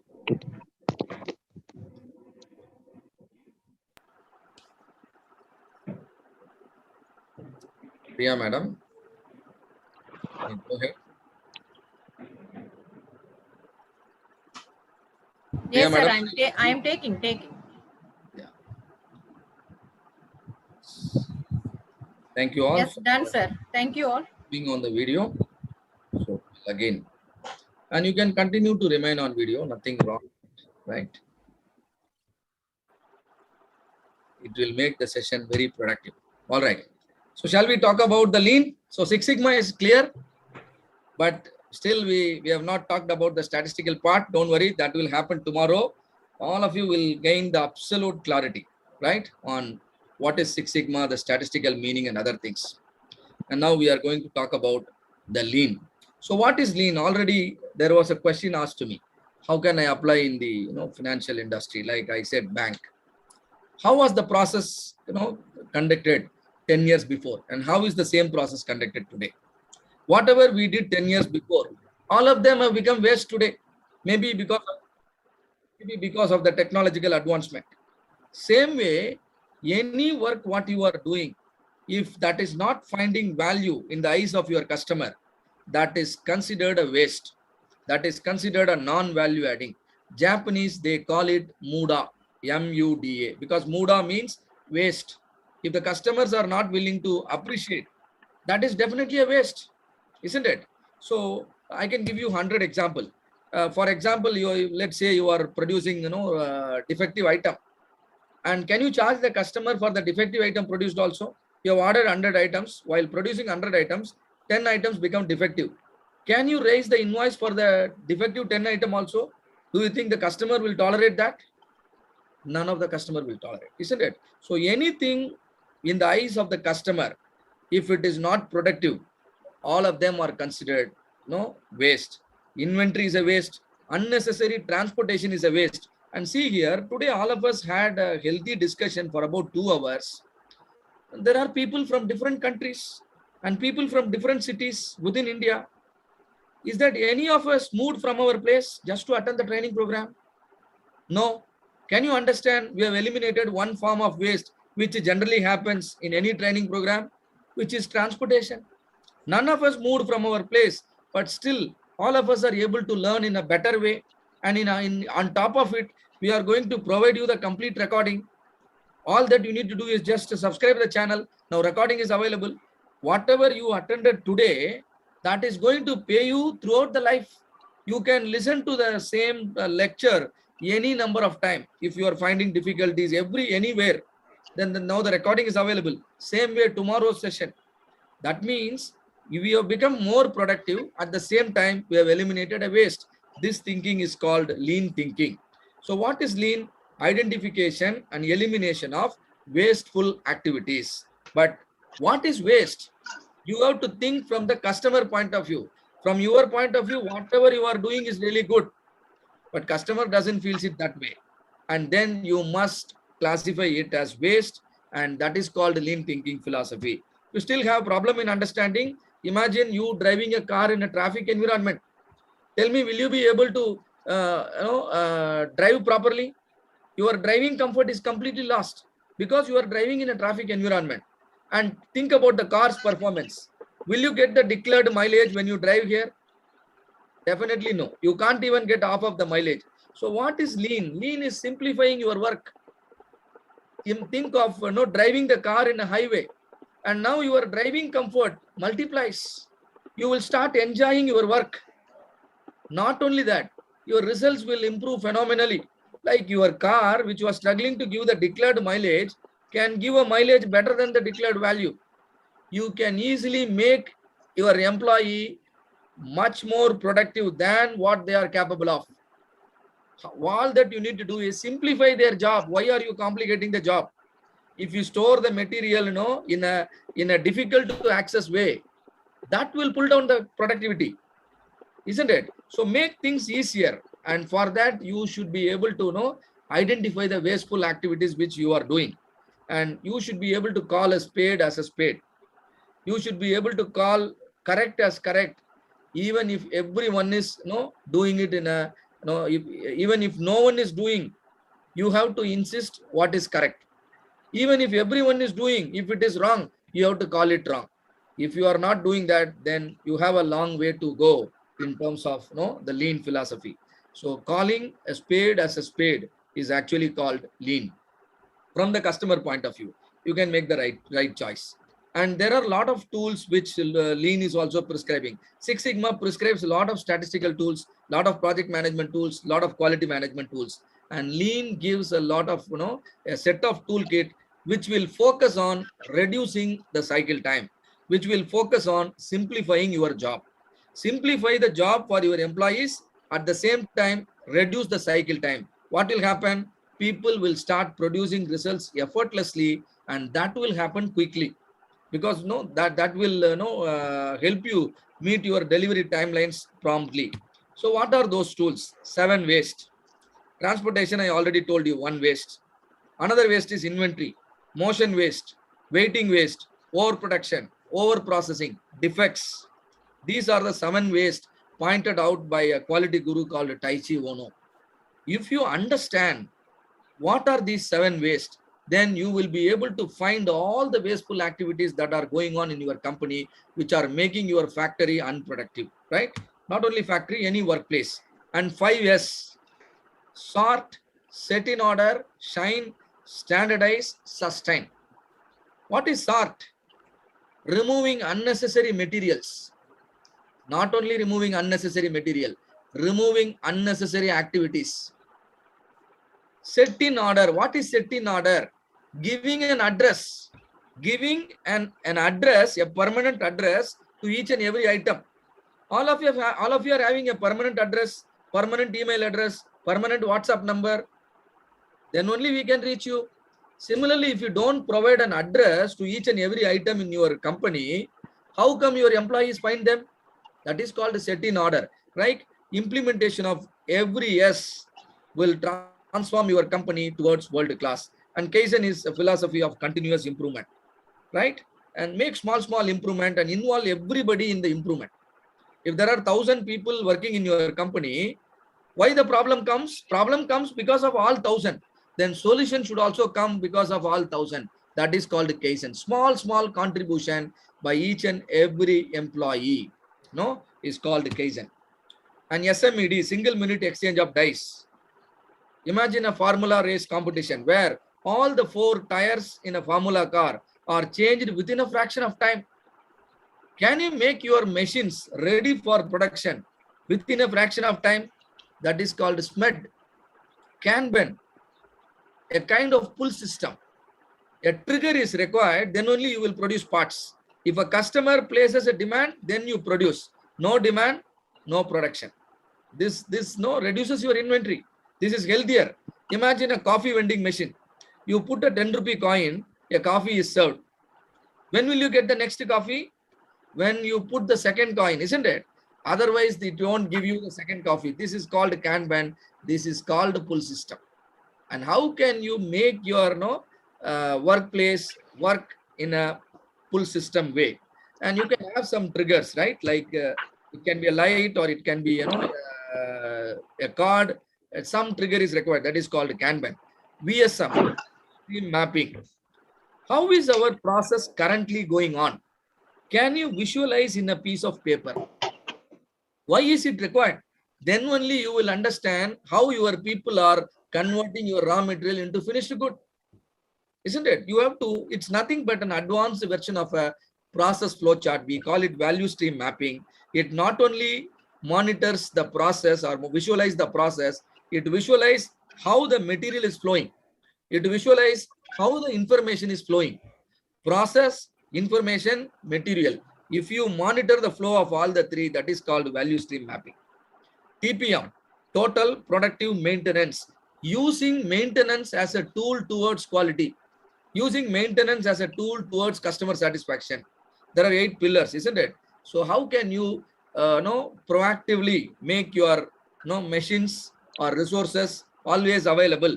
So effective implementation of TPM will ensure higher OEE, overall equipment effectiveness. And then 3M, Muda, Mura, and Muri. So Muda, Mura, Muri means eliminating the waste, eliminating the unevenness, eliminating the overburden. There is no point overstressing a resource. There is no point unevenly loading the resource. There is no point doing unnecessary work. If you take care of all the 3, you will be efficient, you will also be effective, right? So these are the things we have learned. Bill Smith is called the father of Six Sigma, and Motorola was introduced by the company called Motorola introduced the Six Sigma. When they introduced Six Sigma, had only 4 phases. Later in 1995, General Electric converted the Mac into DMAC, and that is what we are going to discuss tomorrow. And reducing cost of poor quality creates enormous opportunity to maximize profit margin. If you really wanted to maximize your profit margin, don't increase the price of your product. Don't focus on other areas. Focus on reducing your cost of poor quality first. You will be able to double your profit, right? And Six Sigma's focus is on reducing the defects. Why defects comes? Because your outputs are not stable. Sometimes it is good, sometimes it is bad. That is what is called variation. If you reduce the variation, There are no defects. Always your products are good. Always your customers are happy with your product. And so reducing variation will eliminate the defect. And that is called the Six Sigma approach. And the philosophy of lean is identifying and eliminating the waste. Waste from not from your point of view, but from customer point of view. And DMAC is a 5-phase approach. Actually, it is going to be a 15 simple step-by-step learning.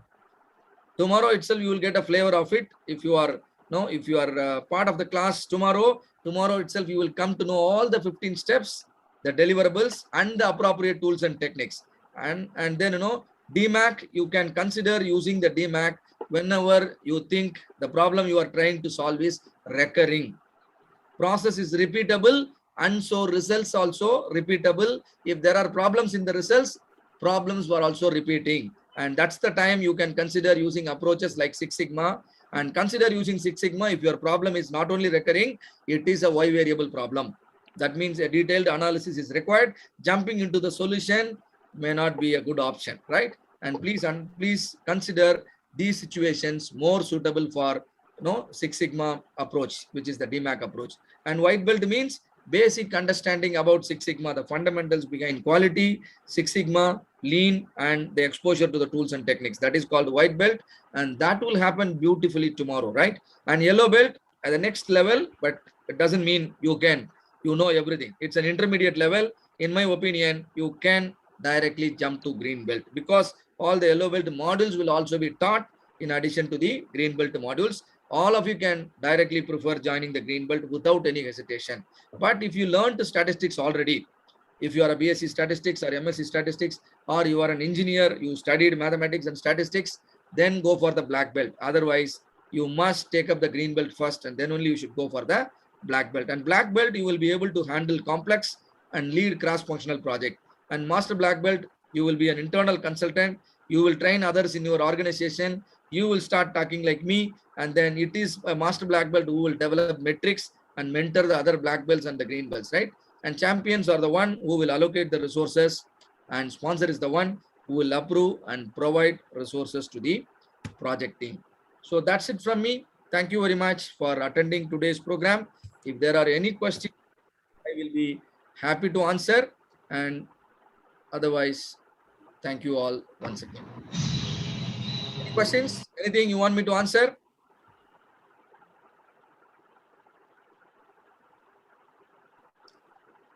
No questions?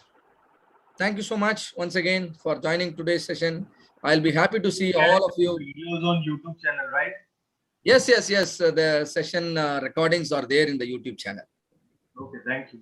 Sir, I have one question, sir. Describe data, please, sir. Come again? Sir, describe data. Which describe data, sir? Data type, right? Yes, sir.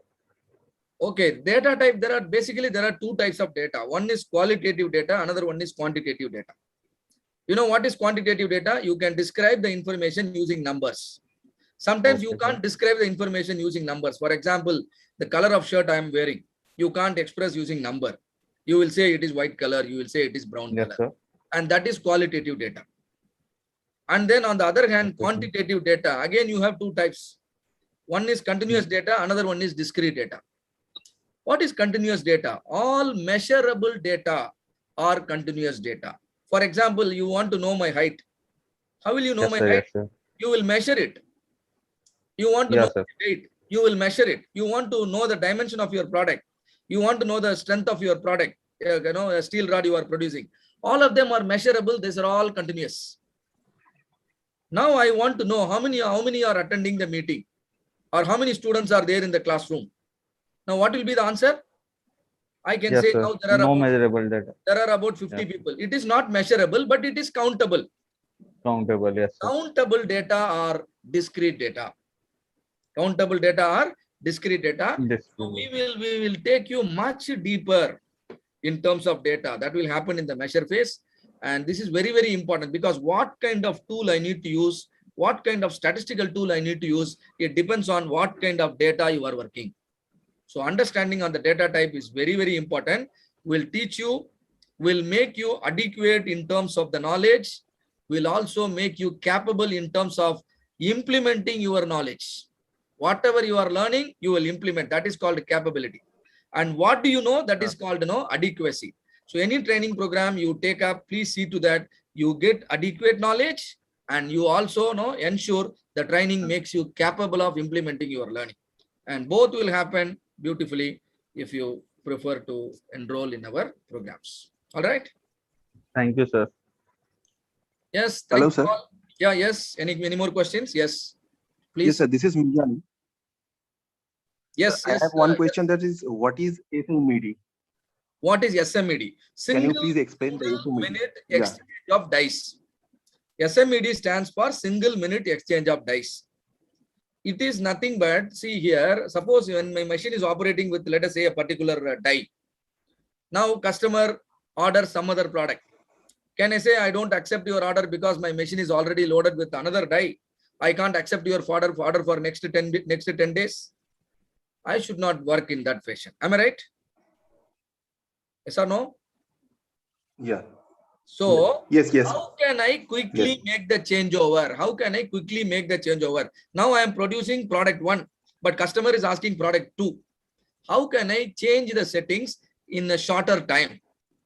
This is called SMED, single minute exchange of dice. Take a restaurant. Morning 9 o'clock, morning 7 o'clock to 11 o'clock, they are offering you breakfast. But 12 o'clock when you go, they start offering you lunch. What is their changeover time? 1 hour, isn't it? So up to 11, they were offering breakfast, but 12 o'clock onwards, you are getting lunch. Suppose my changeover time is 5 hours. Am I capable of selling the lunch? Definitely no. By the time I finish the breakfast, it is 11 o'clock. My changeover time is 5 hours. Now I can directly go to the dinner. That means I'm losing my business. So you have to be prepared enough to make the changeover very faster in lesser time. One such technique is SMED, single minute exchange of dice.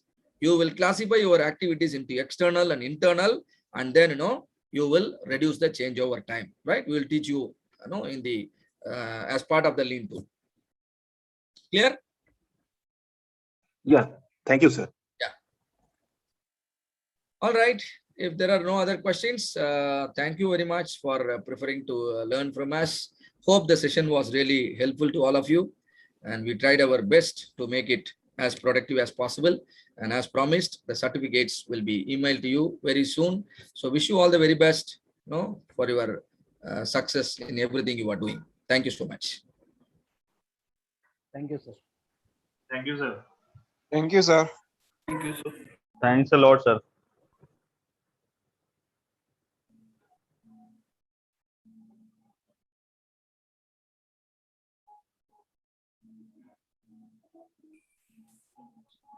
Thank you, sir. Thank you so much, sir. Thank you.